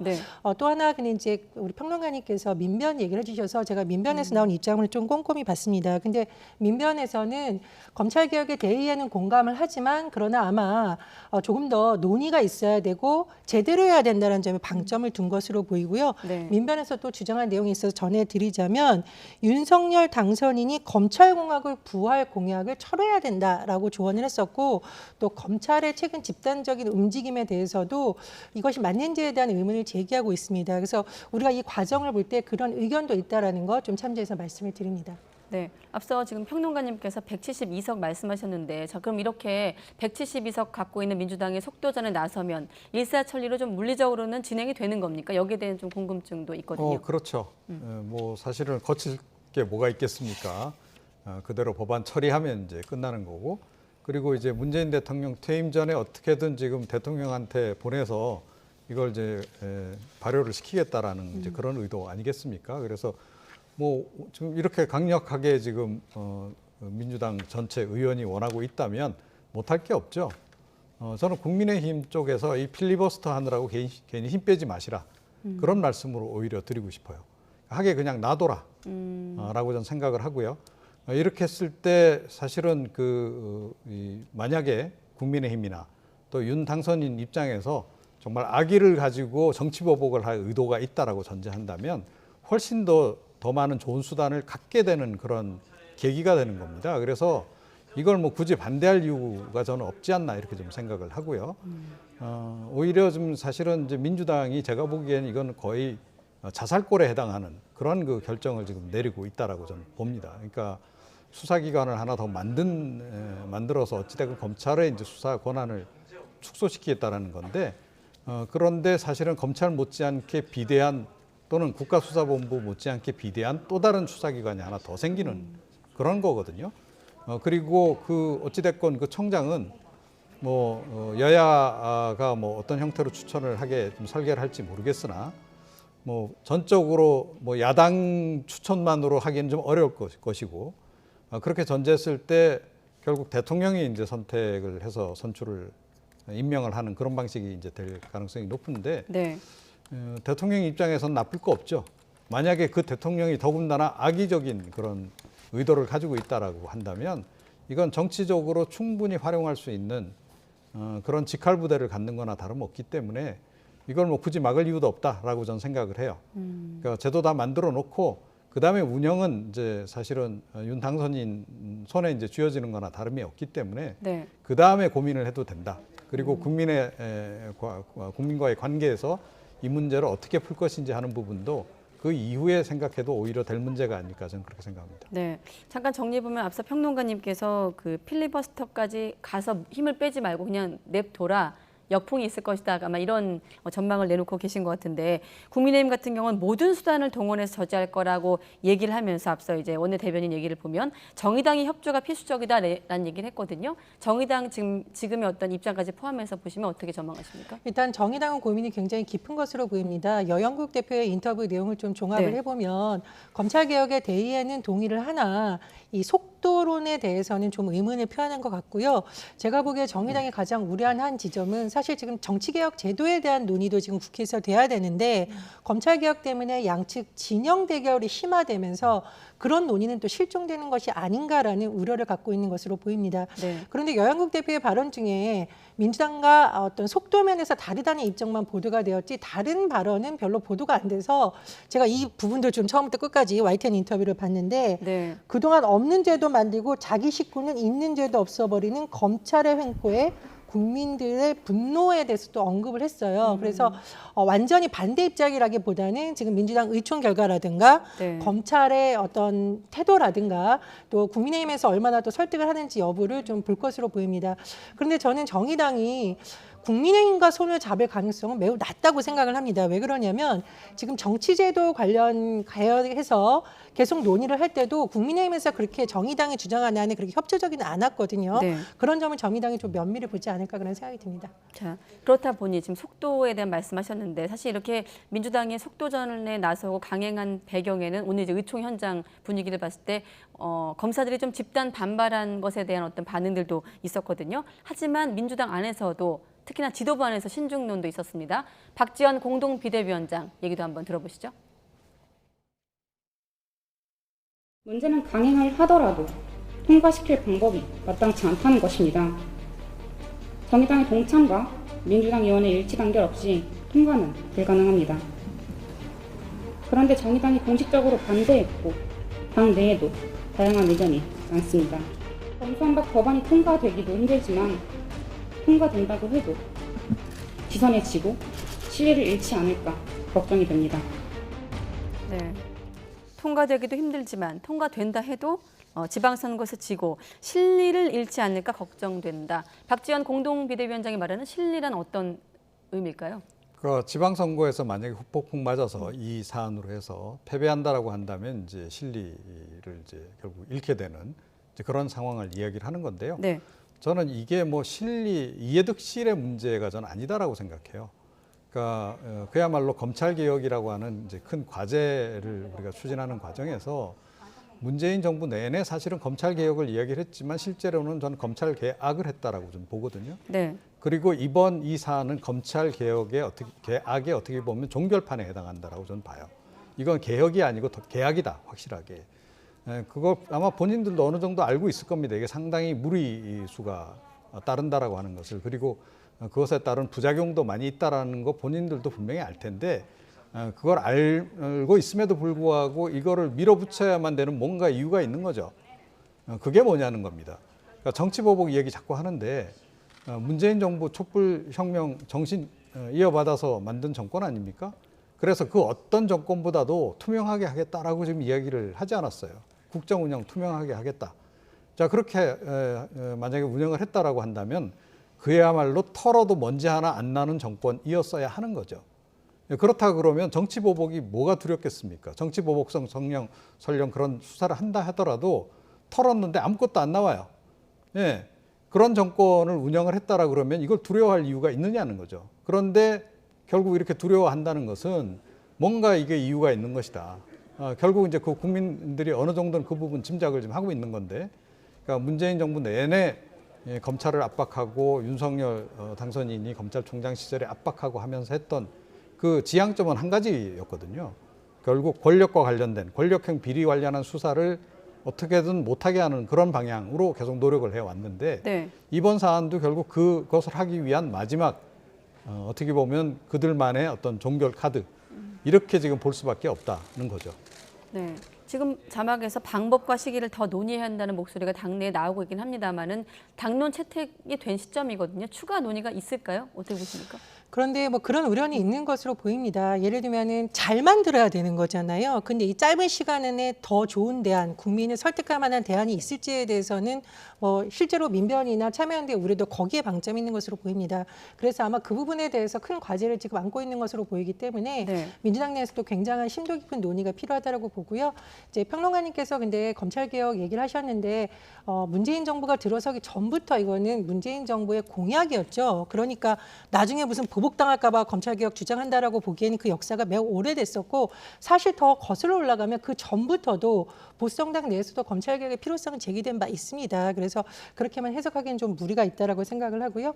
마지막으로 최근에 검찰이 보여준 모습이 오히려 저는 검찰개혁에 대한 국민적 여론에도 영향을 미칠 수 있다라고 보는 것이 본인들이 왜 검찰개혁이란 말이 나왔을 때 또 많은 국민들이 동의를 했는지에 대해서 좀 반성도 하고 그럼 우리가 이렇게 개혁을 먼저 하겠다라는 입장을 좀 내면 더 좋았을 텐데 그게 아니라 집단적으로 이렇게 본인들의 권한을 뺏으려고 할 때마다 똘똘 뭉치는 모습이 되다 보니까 오히려 반작용이 있지 않나 이런 생각이 듭니다. 특히나 당선인의 최측근인 검찰총장이 물러나라고 했을 때도 검찰이 이렇게 뭉치진 않았어요. 그렇다고 보니까 검찰이 너무 조직 이기주의가 아니냐라는 또 여론도 확산될 가능성이 있는 것으로 보입니다. 네, 검찰 언급하셨으니까 바로 검찰 분위기로 넘어가죠. 온종일 총력전을 벌였다라는 게 앞서 저희 손유정 기자 리포트의 제목이었는데 검찰 일단 대단히 유감이다. 짤막하게 입장을 표명했습니다. 그러니까 검찰 개혁 좀 진행하면서 사실은 이번 문재인 정부 기간 동안에 검찰이 지금 내준 게 한두 가지가 아니죠. 예, 공수처 만들어서 권한 내줬죠. 그 다음에 국가수사본부 만들어서 또 이 검경 수사권 조정으로 해서 이 수사권의 상당 부분을 지금 내준 상태입니다. 지금 딱 가지고 있는 게 그 6대 중대범죄에 관한 수사 권한 하나만 사실은 가지고 있는 거나 다름이 없는데 네. 그조차도 이제 박탈을 하겠다는 게 지금 일단 이번 검수완박의 목표 아니겠습니까? 자, 그러면 검사들은 그야말로 이제 뭐 기소하고 이제 공소 유지만 하는 이제 그런 정도의 그 공소청으로서의 기능, 그 기능만 가지고 이제 해라 뭐 이 이야기인데, 그러니까 이거는 지금 현재 우리나라 검찰 시스템으로 볼 때 이게 사실은 좀 맞지 않는 부분도 상당히 있을 뿐만 아니라 검찰 입장에서, 검사들 입장에서는 이건 좀 해도 너무한다라는 생각을 지금 하는 거죠. 그래서 문제 제기를 지금 하는 거고, 만약에 문재인 정부에서 검찰 개혁이 정말로 온당한 것이었고 그다음에 정당성을 충분히 갖춘 것이었다라고 전제한다면 그들도 아마 여론의 그 압박에 의해서 꼼짝 못했을 겁니다. 그리고 감히 뭐 이렇게 모여서 집단 행동, 집단적으로 의견 표명을 한다거나 이런 거 염두에 못 냈겠죠. 그런데 이건 좀 개혁이란 이름 하에 개혁을 계속 하다 보니 그게 피로도가 상당히 좀 누적이 된 거고, 국민들 여론이 거기에 대해서 비판적이라는 거 이 사람들도 다 아는 겁니다. 그리고 본인들이 보기에도 이건 좀 심하다라는 생각이 들기 때문에 어떻게 보면 반발 심리도 상당히 좀 작용을 해서 이런 그 반응이 좀 나오고 있는 것이다. 이제 그런 부분도 함께 고려를 해야 된다 이렇게 생각합니다. 네, 지금 보면은 온종일 총력을 다한 부분을 좀 들여다보면 뭐 김호수 총장이 박범계 장관과 접촉을 하고 또 민주당 의원들에게 또 개별적으로 전화를 하기도 했는데, 지금 보면 일단 의총은 하나의 분수령으로 꼽혔던 그 지점은 지났고 검찰이 할 수 있는 것들 뭐가 있을까요? 일단은 뭐 여론전에 나서는 것도 있을 것 같고요. 네. 근데 검찰이 공무원이잖아요. 공무원이 누구를 위해서 일을 해야 될까요?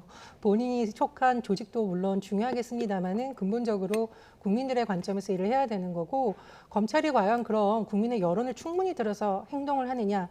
그건 아니죠. 노무현 정부 초기 때 한번 생각해 보십시오. 노무현 대통령과의 대화에서 검사들이 어떤 태도를 보였습니까? 그 패턴이 반복되고 있는 것이지 국민들이 검찰개혁을 지지한다 안 지지한다는 별로 중요하게 생각하지 않는다. 그리고 더군다나 지금 정권 권력 교체기고 검찰총장 출신의 대통령이 나온 상황이라는 것도 분명히 영향을 미쳤다고 저는 생각을 합니다. 그리고 검찰이 이렇게 집단적으로 입법부인 국회에 대해서 행동을 하는 것이 과연 맞냐는 생각이 들거든요. 보통 이런 행동은요, 이익 집단들이 국회에서 로비할 때 하는 행동이라고 우리가 비판을 많이 합니다. 그래서 검찰이 집단적으로 하는 방법에 대해서 비판 여론 못지않다. 그래서 오히려 검찰개혁 해야 된다라는 역풍이 불 수도 있다. 저는 이렇게 생각이 듭니다. 네, 자 지금 시점이 어제도 언급했습니다만 정권 교체기, 현 정부 임기 말이기도 하고 또 새 정부 출범을 앞둔 시기인데, 지금의 청와대 입장에서도 고민이 깊어질 수밖에 없거든요. 사실 지금 민주당 같은 경우는 5월 3일 마지막 국무회의에서 공포하는 것을 목표로 잡고 있다고 했기 때문에 혹시나 이제 물리적인 상황으로 이제 입법 과정으로 보면 본회의 통과 가능성이 높다고 봤을 때 지금 자막처럼 거부권 행사를 검찰에서 좀 요구하지 않을까, 뭐 김호수 총장이 대통령을 직접 만나지 않을까, 이런 전망들도 나오고 있거든요. 네, 뭐 검찰 쪽에서 요구할 수도 있고 또 다른 뭐 시민단체라든가 이런 쪽에서도 요구할 가능성이 저는 굉장히 높다라고 저는 보는데, 네. 그러니까 저는 문재인 대통령이 어떻게 보면 이게 이제 마지막 대통령으로서는 마지막 결단이 될 수도 있다라고 좀 봐요. 근데 문재인 대통령이 젊었을 때부터 노무현 전 대통령과 함께 검찰 개혁을 이야기를 해왔고, 그 방향성에 맞춰서 검찰 개혁을 마무리하고 싶다는 생각이 조금이라도 있다면, 네. 이 법안 설령 통과돼서 오더라도 전 거부권을 행사하고 임기를 마치는 것이 전 맞다라고 저는 생각을 해요. 그러니까 사실은 문재인 대통령이 본인이 젊은 시절에 주장했던 검찰 개혁과 상당히 상반된 결정을 많이 내렸습니다. 그래서 제가 검찰 개악이다라고 좀 이야기를 좀 하는 거거든요. 검찰총장 반드시 임기 보장해야 된다라고 얘기했지만 그거 지키지 않았고, 또 이 법무부 같은 경우 문민화해야 된다라고 이야기를 했는데 정치인 출신을 기용을 해가지고 네. 여러 이런저런 권력형 압박을 하는 이런 모습을 또 연출했고, 이거 다 사실은 자기 모순입니다. 그러면 문재인 대통령은 그동안 평생 일생 동안 이런 식의 검찰 개혁을 하려고 살아왔느냐, 그 문제를 제가 아주 본질적인 문제인데 그런 문제를 제기하지 않을 수 없어요. 젊은 시절부터 주장해 온 거 제가 쭉 지켜본 결과 지금 이런 말씀을 드리는 겁니다. 그런데 검찰총장 임기 지켜야 한다라고 했는데 약속 지키지 않았다라는 말씀에 동의할 수가 없습니다. 왜냐하면 민주당에선 그런 주장이 나왔었죠. 그런데 그때마다 문 대통령은 오히려 여권 내 반발에도 불구하고 우리 윤 총장이라고 하면서 굉장히 어떤 검찰이 개혁의 주체가 되어달라는 말을 여러 번 했습니다. 그래서 그 부분은 저는 조금 생각이 다르고요. 검찰 개혁인지 개악인지에 대한 평가는 좀 시간이 지나서 봐야 된다고 생각을 해요. 물론 저도 너무 속도를 내서 본래의 취지와 다르게 졸속 법안이 되는 것에 대해서는 저도 우려를 합니다만, 그러니까 이제까지 모든 우리가 검찰 개혁을 하려고 했던 법안들이 다 잘못됐다 이렇게 생각은 하지가 않고요. 그중에서 제도적으로 안착해야 될 부분은 안착을 해야 되는 것이고 보완을 해야 될 부분은 보완을 해야 되는 것이라고 봅니다. 그리고 이 검찰이 만약에 문 대통령에게 이것을 요구한다면 저는 그것도 국민들이 보기에 굉장히 모양새가 좋지 않다라고 보여요. 입법부에서 어떻게 만든 안을 가지고 검찰이 압박을 한다. 이건 역시 국민의 검찰이라는 관점에서 보면 굉장히 부적절하다 이런 생각이 듭니다. 네. 자, 그럼 큰 틀에서 4월 전국까지 전망해보고 다음 주제로 넘어가겠습니다. 지금 보면 4월 이제 인사청문회 전국으로 넘어갈 예정이거든요. 이제 추가 인선이 끝나고 나면 청문회 전국인데 지금의 어떤 이번 검수완박과 관련된 어떤 갈등까지 얹어지면 4월 전국 어떻게 좀 예상할 수 있을까요? 인사청문회에서 민주당은 분명한 목표를 가지고 있다. 그게 뭐냐 하면 문재인 대통령이 기록한 그러니까 역대 최다 장관 강행 임명, 그 기록을 어떻게든 깨야 하는 거죠. 무려 34명이나 국회에서 야당이 반대하고 했음에도 불구하고 네. 강행 임명을 했거든요. 역대 최다 아닙니까? 예, 그래서 논란도 많았어요. 도대체 뭐 5대 기준은 뭐고 7대 기준은 뭐냐. 기준 잔뜩 정해놓고 그 기준에 어긋나는 사람들 마구 이런 식으로 임명해버리면 어떡하냐라고 비판이 상당히 좀 많았던 그런 그 상황인데, 그런데 그 34회라고 하는 그 기록을 어떻게든 윤석열 정부에서는 깨줘야 하는 거죠.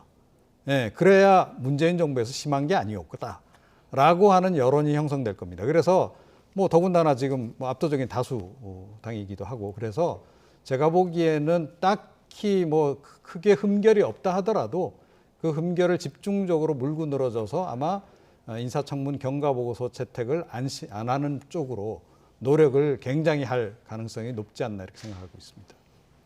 글쎄요. 너무 단정적으로 말씀을 하시는데 그게 국민적으로 봤을 때 흠결일 수도 있고 아닐 수도 있겠죠. 예를 들면 과거에는 음주운전 뭐 이런 얘기 정치인들이 사석에서 했는데 지금 국민들이 음주운전 중대 범죄라고 보고 있지 않습니까? 논문 표절도 마찬가지예요. 예전에는 나이 들어서 공부하다 보니까 남의 논문 표절하는 것이 당연한 데 여겨지는 시기가 있었습니다만은 지금은 논문 표절 문제 나오면 총리 후보자도 낙마하는 시대이고요. 특히나 인사위원들이 아니라 청문위원들 앞에서 거짓말하면 그것도 낙마 사유에 들어갈 만큼 국민의 눈높이가 높아졌기 때문에 민주당도 그런 국민 여론을 보면서 하지 않을까 그런 생각이 듭니다. 네. 자, 윤석열 당선인이 대구를 방문했습니다. 특별 사면 후 고향 사주에 머물고 있는 박근혜 전 대통령을 직접 만난 건데요. 압축된 영상부터 보시죠.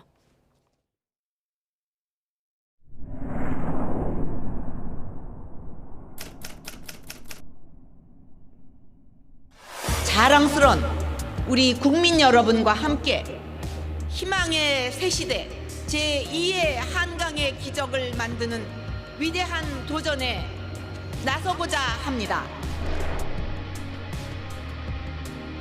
도가 지나쳤다라고 한다면 수사하는 사람들은 그런 것을 외압이라고 느낍니다.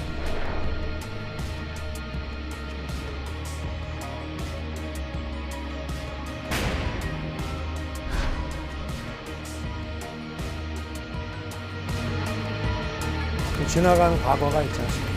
인간적인 안타까움과 마음속으로 갖고 있는 제 또 미안한 마음, 그런 것도 말씀드렸고. 면목이 없습니다. 그리고 늘 죄송했습니다. 이렇게 워딩을 하셨습니다.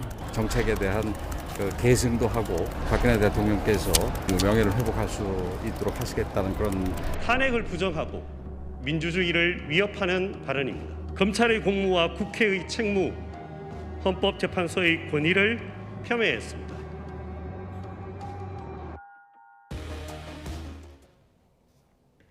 네, 두 사람의 만남이 주목되는 이유는 지금 어떤 새 정부 출범 앞두고 있는 시점이 아니더라도 대선 전국에서 여러 번 좀 언급을 하지 않았습니까? 윤석열 당시 후보에게 좀 질문이 쏟아졌던 걸로 기억이 나는데 큰 틀에서 보면 보수 여당의 전현직 대통령의 만남으로도 볼 수 있겠습니다만 시청자 여러분들 다 알다시피 2016년 국정농단 사태로 두 사람의 인연이 거슬러 올라갈 수밖에 없어요. 그렇습니다. 아마 당시에 국정농단 사건 수사를 사실상 진두지휘했던 인물이 바로 윤석열 당선인이었었고요. 이후에 어쨌든 박근혜 전 대통령이 뭐 탄핵이라든가 수감이라든가 과정을 거쳤고 지금 사면된 상태입니다. 전 이 발언을 보면서 굉장히 좀 답답한 마음이 들었는데요. 대한민국 검찰의 부끄러움은 도대체 누구의 몫인가 이런 생각이 들었습니다. 검찰총장 출신 당선인이라면 누구보다 법치의 중요성을 알 텐데 지금 본인이 수사했던 것에 대해서 죄송하다, 면목 없다라는 말을 한 것이 과연 맞냐는 생각이 듭니다. 앞으로 그러면 검사들은 본인이 수사를 진두지휘했던 사건에 범죄자를 만나서 그 범죄자가 출소한 후에 죄송하다, 면목 없다라고 해야 되는 건지 참 고민이 깊지 않을까 그런 생각이 들고요. 두 번째로 탄핵을 부정하는 것이 아니냐라는 발언이 나올 수밖에 없다고 생각을 합니다. 박근혜 전 대통령이 탄핵을 당한 것은 우리 정치사에 있어서 굉장히 불행한 일이었고 또 국민들이 다 같이 촛불을 들었던 사건입니다. 그런데 지금 가서 죄송하다, 면목 없다, 미안하다라고 말한 것은 단순히 박근혜 전 대통령에 대한 메시지가 아니라 잘못하면은 대국민 메시지로 읽을 수가 있습니다. 더군다나 앞으로 대통령이 될 인물입니다. 발언에 있어서 더 신중했어야 된다고 보고요. 국민통합이라는 용어 측면에서도 맞지 않습니다. 모든 국민들이 지금 이 사건을 보면서 아 보기 좋다 이렇게 생각을 했을까요? 저는 그렇지 않다라고 생각을 합니다. 네, 그럼 당선인 얘기를 한번 들어보시죠. 발언을 한번 듣고 또 이종훈 평론가님 의견 듣겠습니다. 대통령님의 건강에 대해서 좀 얘기를 했고요. 그리고 아무래도 그 지나간 과거가 있지 않습니까? 인간적인 안타까움과 또 마음속으로 갖고 있는 제 또 미안한 마음 그런 것도 말씀드렸고 대통령님 이렇게 지금 살고 계시는 그런 생활 뭐 이런 거 불편하신 점이 없는지 거기에 대해서 얘기를 좀 나눴습니다. 네, 조금 더 길게 들여보면 그 발언 속에 면목이 없다, 늘 죄송했다라는 말이 나오면서 앞서 이제 전 평론가님 같은 경우는 부적절하다, 신중하지 못했다라는 말씀을 하셨거든요. 면목 없다. 뭐 그대로 전하면 이제 부끄러워서 남을 볼 낯이 없다라는 뜻이긴 한데 평론가님은 어떻게 들으셨습니까? 네, 그러니까 마음이 급한 나머지 좀 그 표현이 과했다라고 저는 생각을 해요. 자, 마음이 어떤 게 급한 건가요? 그러니까 지금 윤 당선인 입장에서는 좀 두 개의 그림자를 지워야 되는 그런 어떻게 보면 지금 양쪽으로 지금 협공을 당하고 있는 그런 상황이 돼버렸습니다. 한쪽은 이재명의 그림자를 지워야 되고 한쪽에서는 다른 한쪽에서는 박근혜의 그림자를 지워야 되는 그런 상황이에요. 안 그러면 이번 지방선거에서 그 협공 때문에 상당히 좀 곤란한 지경에 좀 봉착할 수도 있는 겁니다. 그래서 네. 특히 이제 대구 경북 지역 같은 경우에는 제가 이 자리에서도 말씀드린 적이 있습니다만 이번에 박 전 대통령이 특별사면으로 나와서 그 지역에 지금 저렇게 또 이렇게 사저까지 마련함에 따라서 박근혜 마케팅이 굉장히 기승을 부릴 가능성이 높습니다. 그쪽 지역 출마자들 뭐 자치단체장은 말할 것도 없고 네. 뭐 그 지방 의원들까지 윤석열 마케팅보다는 박근혜 마케팅에 기댈 가능성이 굉장히 높아졌어요. 이게 사실은 윤 당선인 입장에서는 굉장히 불편하죠. 네, 그리고 이게 이제 TK 지역에만 한정되면 다행인데 다른 지역에도 영향을 미칠 수 있는 거예요. 네, 윤 당선인이 뭐 좀 이제 국민적인 기대에 좀 미치지 못한다라고 했을 경우에는 의외로 박풍이 좀 거세질 수도 있는 겁니다. 이제 그런 부분이 상당히 좀 걱정이 되는 거죠. 당내 분열도 분열이지만 사실은 뭐 윤 당선인이나 윤 당선인 주변에 주로 많이 포진하고 있는 구친이계들 입장에서도 정치적으로도 상당히 좀 민감한 문제일 수 있는 거죠. 그래서 그걸 빨리 어떻게든 좀 제압을 하든지 아니면 무마를 하든지 좀 그래야 되는 겁니다. 그래서 일단은 무마시키는 지금 전략을 지금 택한 것 같고 그래서 오늘 가서 한 발언은 그야말로 이 박근혜 전 대통령이 딱 듣고 싶었던 이 얘기를 그대로 딱 해준 그런 그 상황이 됐어요. 그래서 박 전 대통령이 듣고 싶은 박 전 대통령 입장에서는 매우 흡족했을 것이다. 그런데 국민들이 보기에는 조금 거북했을 수도 있다. 그런 지적을 안 할 수가 없습니다. 자, 그러면 관련 발언을 조금 더 들어보죠. 당선인과 박 전 대통령 회동에서 오간 대화 내용도 다른 관련자 발언을 한번 들어보시죠. 당선인으로서 대통령께 참 면목이 없습니다. 그리고 늘 죄송했습니다. 이렇게 워딩을 하셨습니다. 신식에 건강이 허락하시면 참석을 해달라고 정중하게 당선인께서 말씀을 하셨고 여기에도 부통령께서 가능한 한 노력하겠다. 당선인께서 박 전 대통령께서 하시던 일에 대한 정책에 대한 그 계승도 하고 또 널리 홍보도 해서 박근혜 대통령께서 이 제대로 알려주고 명예를 회복할 수 있도록 하시겠다는 그런 얘기가 있었고요. 방금 권영세 부위원장 발언 속에서 또 질문이 하나 나옵니다. 명예를 회복할 수 있도록. 앞서 전 평론가님께서 사면 복권되긴 했지만 엄연히 탄핵된 대통령인 것을 강조하면서 사실 그때 당시 특검의 수사팀장을 맡아서 죄를 물었던 당사자임을 강조하셨거든요. 지금 명예회복의 뜻도 전했다고 했던 건 어떻게 해석해야 할까요? 일단은 당선인이 찾아간 것 자체가 박근혜 전 대통령에 대해서 굉장히 우호적인 입장을 보여준 것이고 앞으로도 네. 그럴 가능성이 있다고 생각을 하는데요. 저는 이것이 보수 정당이 앞으로 앞날을 어떻게 갈 것인가에 대해서 중요한 분기점이 될 거라고 봅니다. 사실 이준석 대표가 당대표 선거 과정에서 굉장히 관심을 모았던 발언이 있죠. 뭐였냐면 탄핵은 정당했다는 발언입니다. 그래서 젊은 정치인이니까 저렇게 용기가 있다라는 오히려 그때 호평을 이끌어냈던 것으로 제가 기억을 하고 있고요. 권성동 원내대표 같은 경우에는 박근혜 전 대통령 탄핵에 앞장섰던 탄핵소추위원장입니다. 지금이야말로 이준석 대표와 권성동 원내대표가 정확히 중심을 잡아야 된다고 생각을 하고요. 만약에 당선인의 논리를 그대로 갖다 댄다면 이준석 대표와 권성동 원내대표도 가서 그럼 사과해야 되는 것인가요? 그렇다면 보수당의 앞날에 대해서 국민들이 어떻게 판단을 할까요? 그런 의문이 좀 들고요. 권성동 원내대표가 당선인에게 할 말은 하겠다, 쓴소리 하겠다라는 입장을 여러 번 밝혔습니다. 네. 오히려 지금이야말로 보수당에서 당선인에게 지금의 어떤 행보에 대해서 쓴소리를 해야 될 시점이라고 생각합니다. 네, 지금 화면에 유영하 변호사 모습이 나왔기 때문에 바로 질문을 드리면 지금 이 자리 회동에 유영하 변호사가 배석을 했거든요. 최근에 어떤 박근혜 전 대통령 행보를 보면 대구 지역에서 좀 자신의 어떤 정치력을 좀 넓혀가려는 의지가 보이는 시점이기도 하고 그렇다 보니 앞서 평론가님께서는 박 전 대통령이 듣고 싶어하는 얘기를 당선인이 했다고 하셨어요. 자, 어떻게 보십니까? 지방선거 앞두고. 그 듣고 싶은 얘기를 정확하게 메모해서 지금 유영하 변호사가 정확하게 지금 공개를 지금 하고 있지 않습니까? 예, 아마 그 발언만 귀에 딱 꽂혔을 겁니다. 흔히 하는 얘기로. 그런데 유영하 변호사 뭐 지금 대구시장 뭐 얘기도 좀 나오고 있고 한데 유영하 변호사 입장에서는 사실은 지금 뭐 시장 돌아다니고 이러면서 선거 유세하는 것보다 이 한 장면이 사실은 본인 선거 운동에 훨씬 더 도움이 되는 거죠.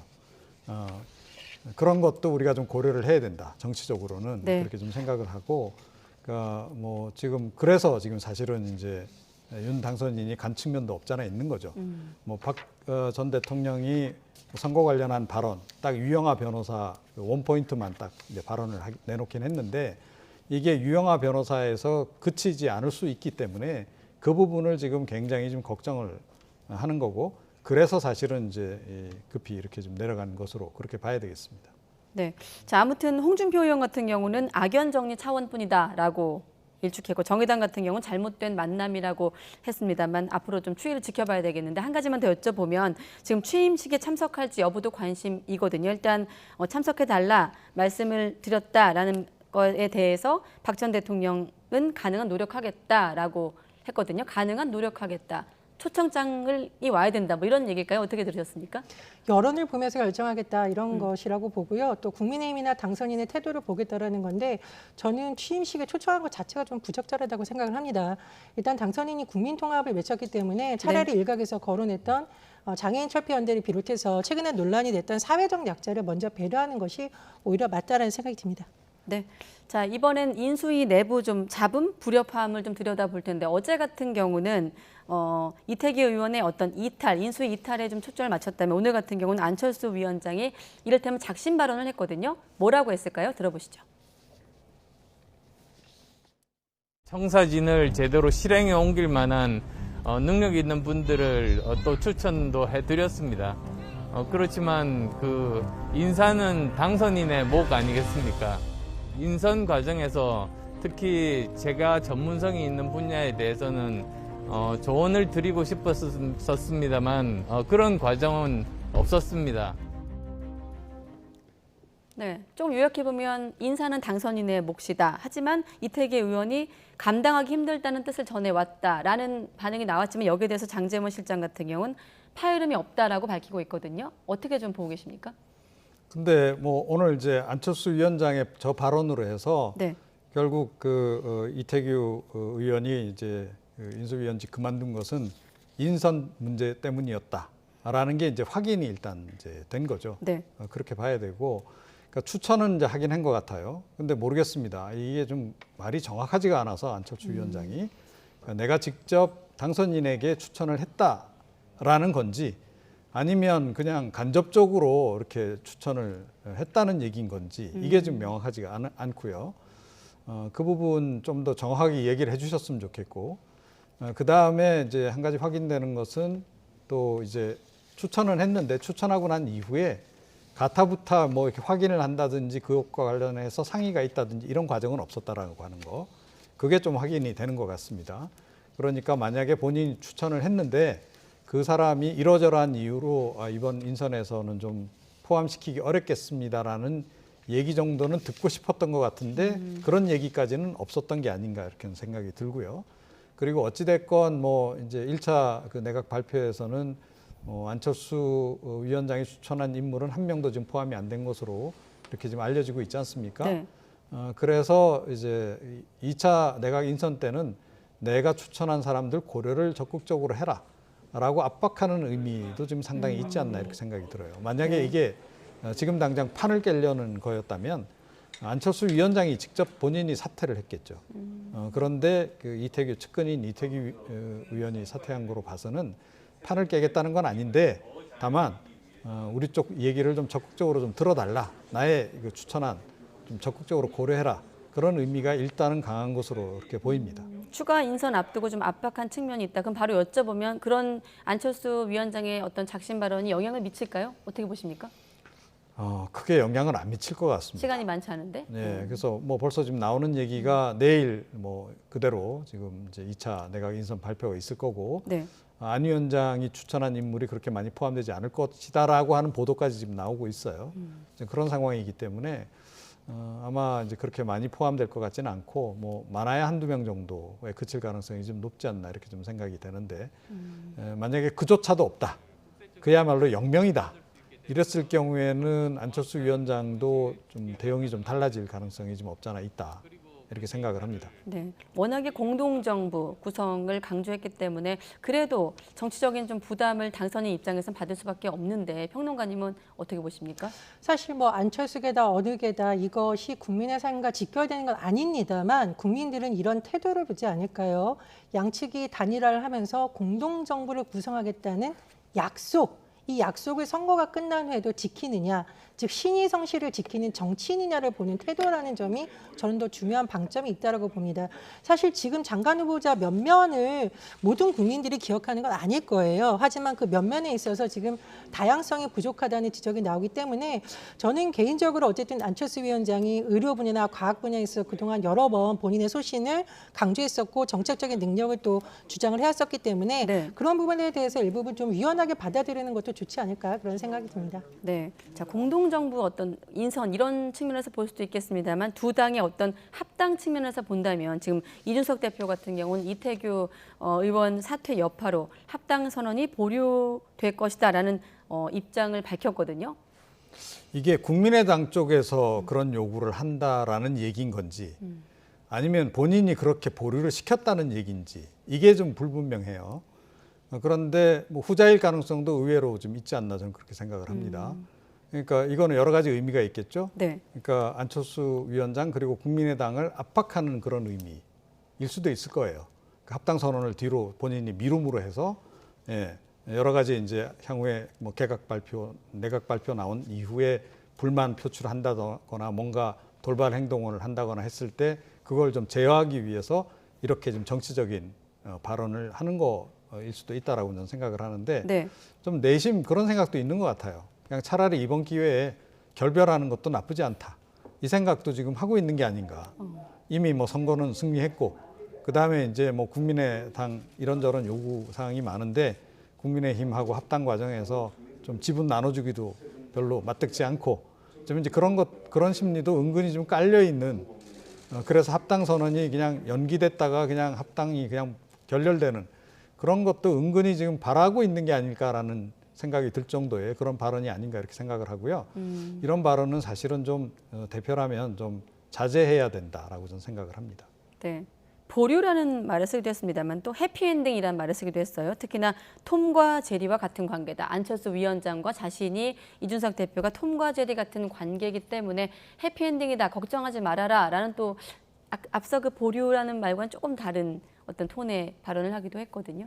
톰과 누구고 제리가 제리는 아니라 누굽니까? 한 명은 무례하고 한 명은 억지로 참는 모습이 아닐까 생각이 듭니다. 사실 대선 후보였던 시절 그 대선 과정에서 보면 이준석 대표의 발언이 고인 유지까지 하면서 굉장히 좀 무리한 발언이 많았어요. 그래서 지금도 발언이 좀 문제가 있다고 생각을 하는데 어쨌든 합당을 하려는 것은 약속이었고 그 합당에 있어서 책임은 큰 정당이 어떻게 하느냐에 달려 있습니다. 근데 지금 모습은 마치 국민의당이 어떤 것 때문에 안 되라는 식으로 책임을 회피하는 모습으로 보이기 때문에 저는 그것이 큰 정당의 대표로서 할 만한 생각이 아니라고 들고요.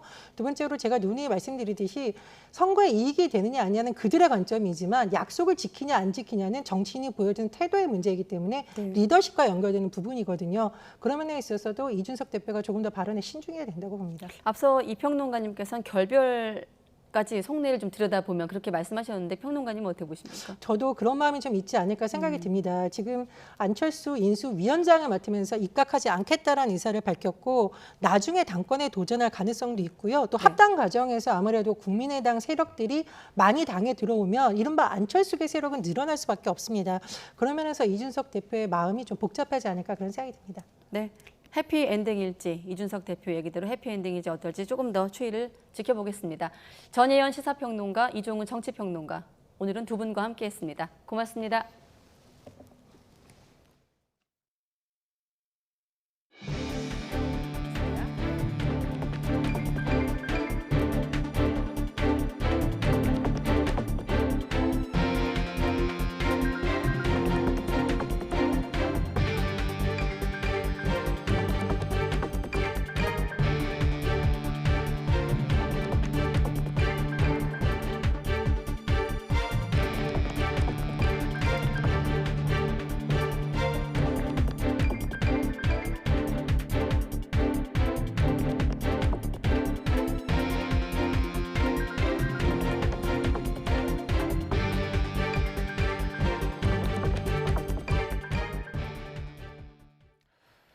새 정부가 부동산 규제를 대폭 풀어줄지 모른다는 기대감에 재건축과 관련된 아파트 집값이 상승하고 있습니다.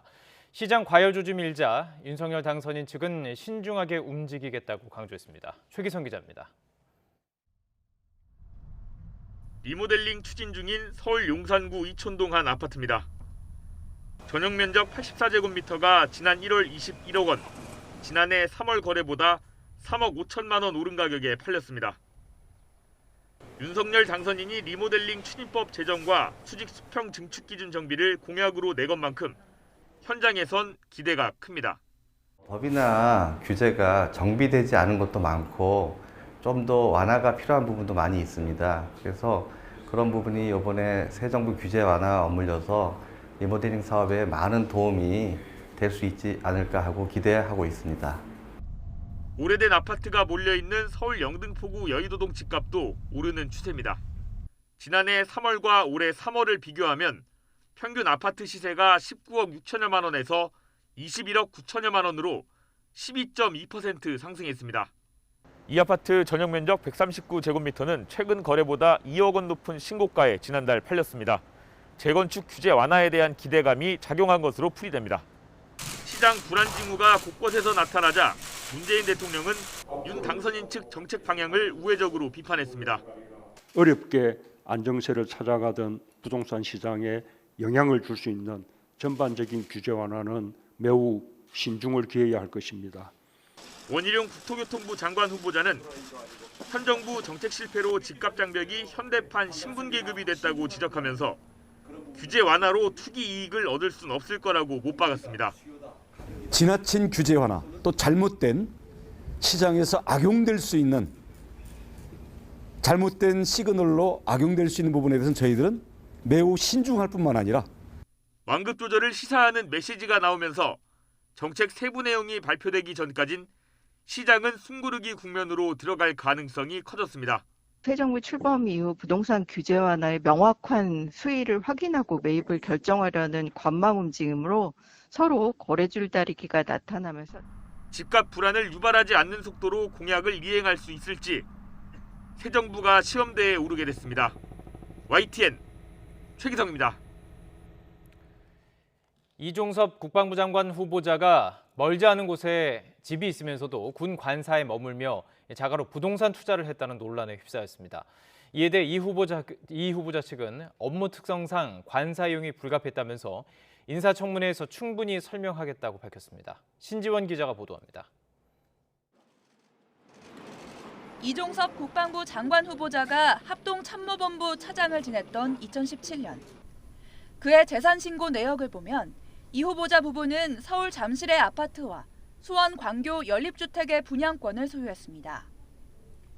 하지만 실제로는 서울 용산의 합참 차장관사에 거주하면서 보유하고 있던 아파트는 모두 전세를 내줬습니다.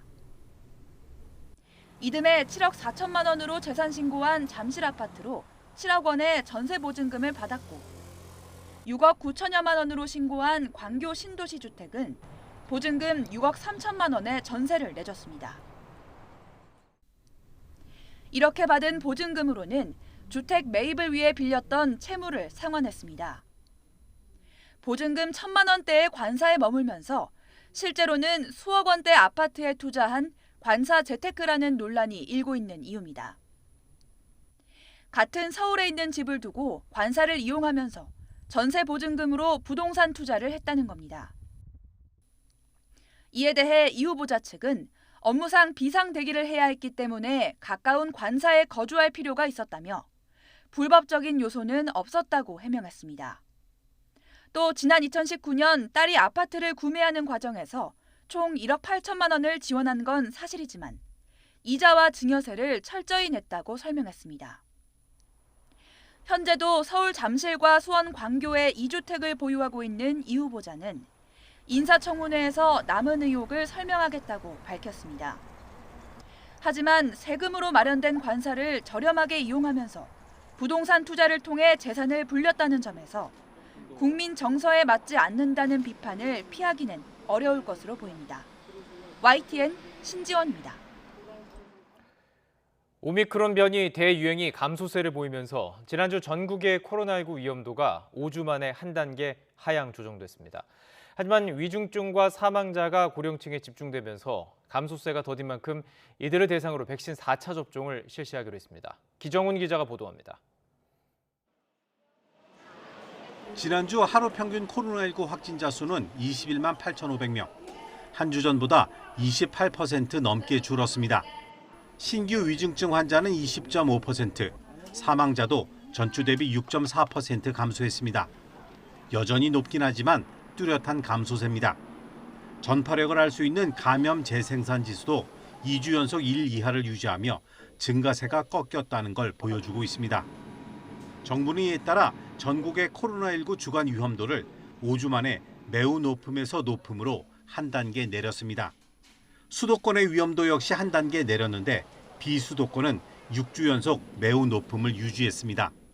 비수도권의 경우 중환자실 병상 가동률이 감소하고 있으나 지역별로 편차가 큰 상황과 확진자 발생이 수도권 대비 높은 상황을 고려하였습니다.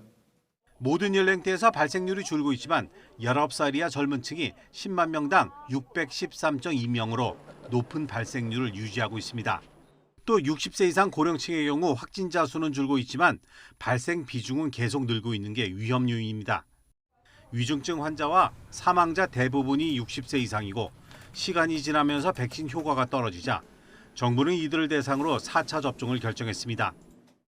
다만 감염 예방 효과는 3개월 정도 접종한 이후에는 감소될 수 있고 또한 6개월 정도 감소된 경우에는 많이 떨어지는 경우가 있습니다. 그렇지만 그 중증과 사망 예방 효과는 이거보다 훨씬 더 오래가는 상황이기 때문에 예방접종전문위원회에서 4차 접종 기준을 논의한 정부는 중앙재난안전대책본부 회의를 거쳐 백신 4차 접종 계획을 발표할 예정입니다. YTN 기정훈입니다. 코로나19 유행 규모가 줄면서 학생 확진자도 감소하고 있습니다. 정부는 일주일에 2번으로 권고하던 등교 전 자가 검사를 1번으로 줄이는 등 학교 방역을 완화하기로 했습니다. 하지만 확진자의 시험 응시 제한 방침은 고수하기로 했습니다. 김평정 기자입니다. 올해 정상 등교를 시작하면서 교육당국은 학생들에게 일주일에 2번씩 자가검사를 하도록 권했습니다. 안전을 위한 선제 조치였지만 어른이 하기에도 불편한 검사를 어린 학생들이 자주 해야 하느냐는 항의도 많았습니다. 다음 주부터는 이런 불편이 조금은 덜어질 것으로 보입니다. 정부가 오는 18일부터 선제적 신속 항원 검사를 주 1회로 줄이기로 했기 때문입니다. 또 접촉자 검사 대상도 대폭 줄어듭니다. 확진자가 나오면 같은 반 모든 학생이 7일 내 3번 받던 접촉자 검사를 다음 주부터는 증상이 있거나 기저질환이 있는 경우만 하기로 했습니다. 횟수도 5일 내 2번으로 축소됩니다. 이제 학생 확진자가 감소 추세로 전환된 것으로 저희가 판단되고 있고, 확진자의 대부분은 또 위중상자인 부분도 있습니다. 학교와 또 우리 가정에서의 학부모님들의 방역 피로도도 상당 부분 누적된 점을 고려해서 이번 조치는 이달 말까지 유지되고 다음 달에는 방역 지침 변화 등에 따라 추가로 완화할 계획입니다. 확진 학생의 시험 응시 제한은 유지됩니다. 교육부는 방역당국의 코로나19 확진자 격리 기준이 바뀌지 않는 한 확진 학생의 응시 제한에는 변화가 없을 것이라고 밝혔습니다. 이미 중간고사가 시작됐고 기존 확진이나 격리자도 응시를 제한했기 때문에 형평성 차원에서 방침을 바꾸기는 어렵다고 강조했습니다. 앞서 대통령직 인수위원회는 응시 제한 방침에 유감을 표시했고 안철수 인수위원장은 조만간 교육 현장을 방문해 이 문제와 관련한 의견을 들을 예정입니다. YTN 김평정입니다.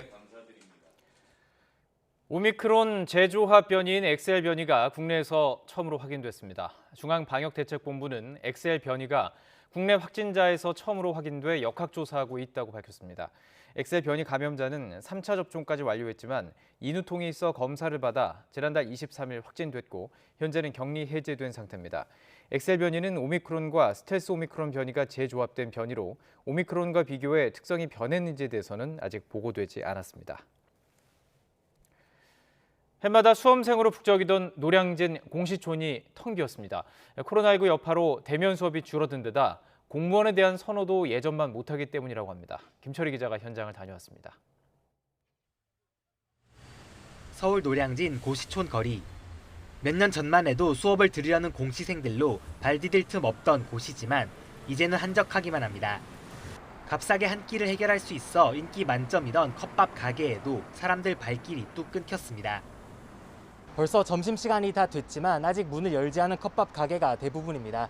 바로 옆 학원과 카페가 있던 상가 건물에도 이렇게 임대문의 표시만 남아 있습니다.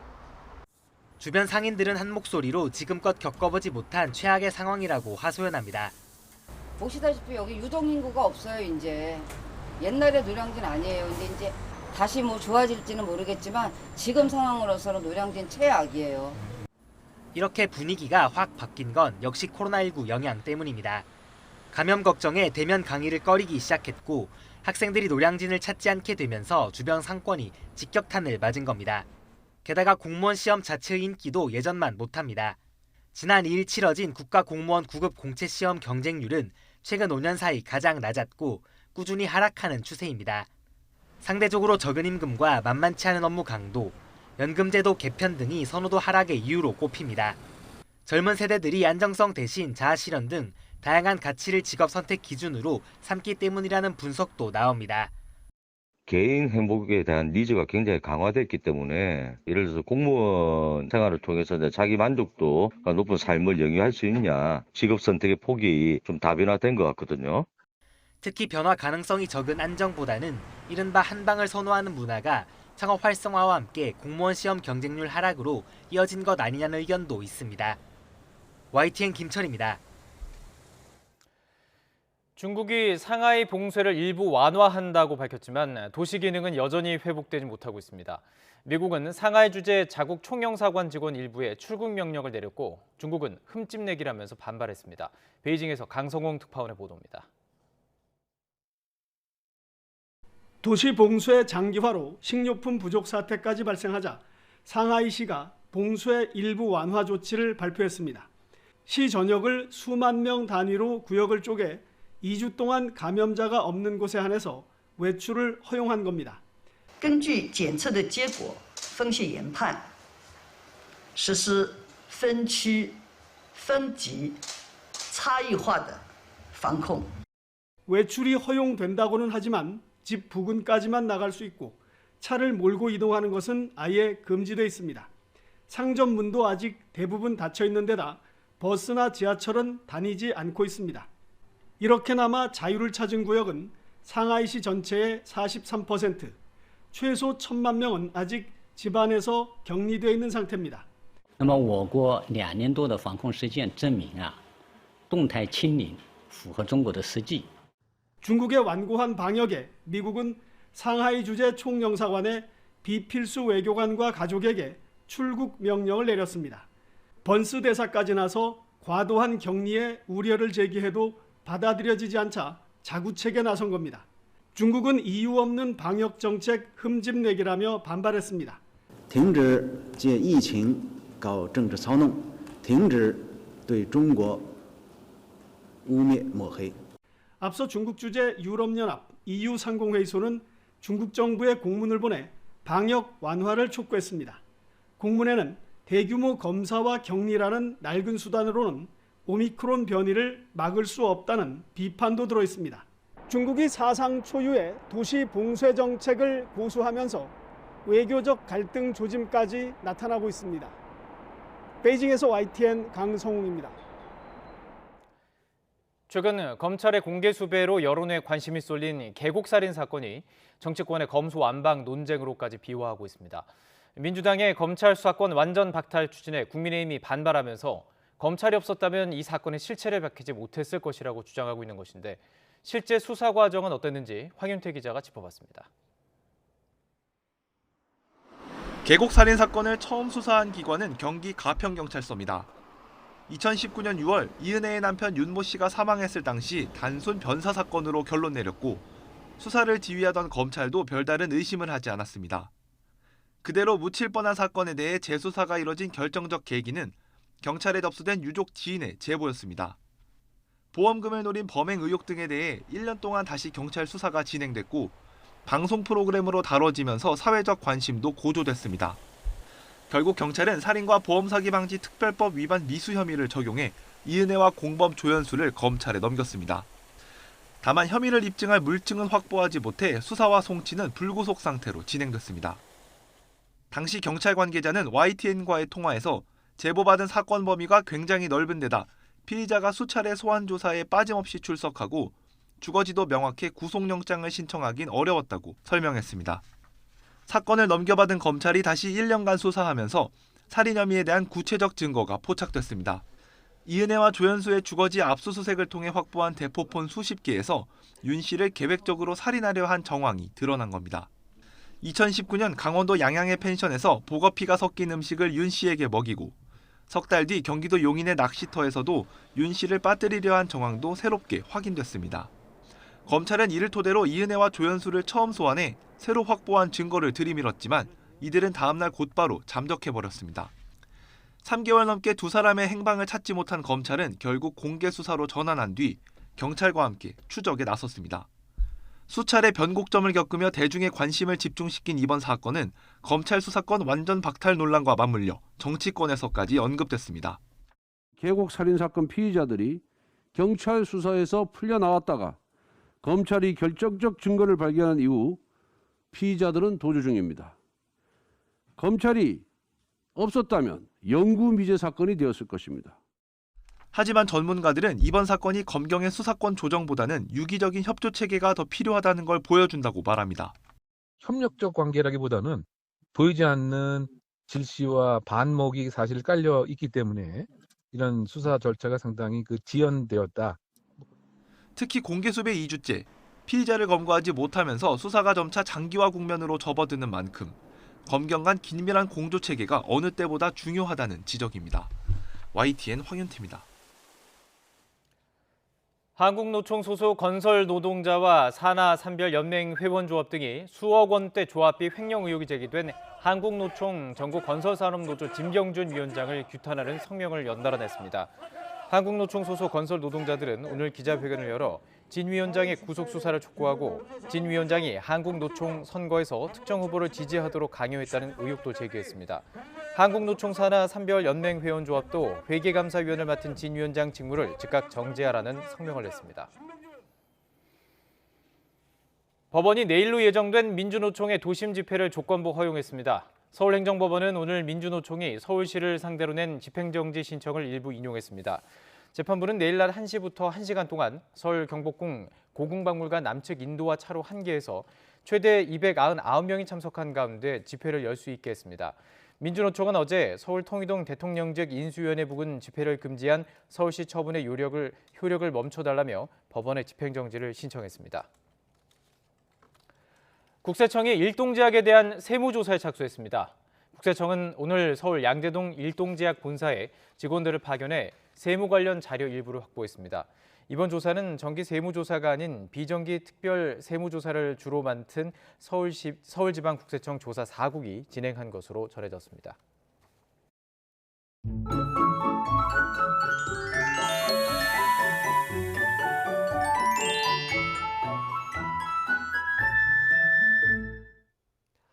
내일은 메마른 대지를 적셔줄 고마운 봄비가 내립니다.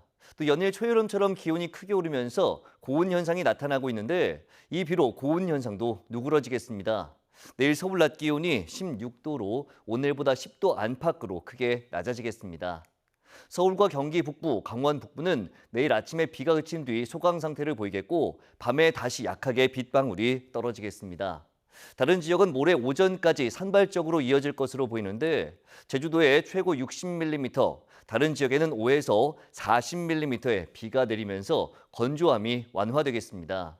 다만 돌풍과 벼락이 동반되겠고 강원 산간에는 우박이 떨어지는 곳도 있겠습니다. 피해 없도록 대비 잘해 주시기 바랍니다. 내일 아침 기온 오늘과 비슷하거나 조금 낮겠습니다. 서울 13도, 대전 15도, 광주 17도, 부산 14도로 예상됩니다. 낮 기온은 오늘보다 5도에서 많게는 10도 이상 낮겠습니다. 서울 16도, 대전 20도, 광주 24도, 부산 17도로 예상됩니다. 주 후반에는 대체로 맑은 가운데 예년 수준의 따뜻한 봄 날씨가 이어질 전망입니다. 날씨 정보였습니다. 네, 화요일 밤 뉴스나이트 마치겠습니다. 네, 함께해 주신 여러분 고맙습니다.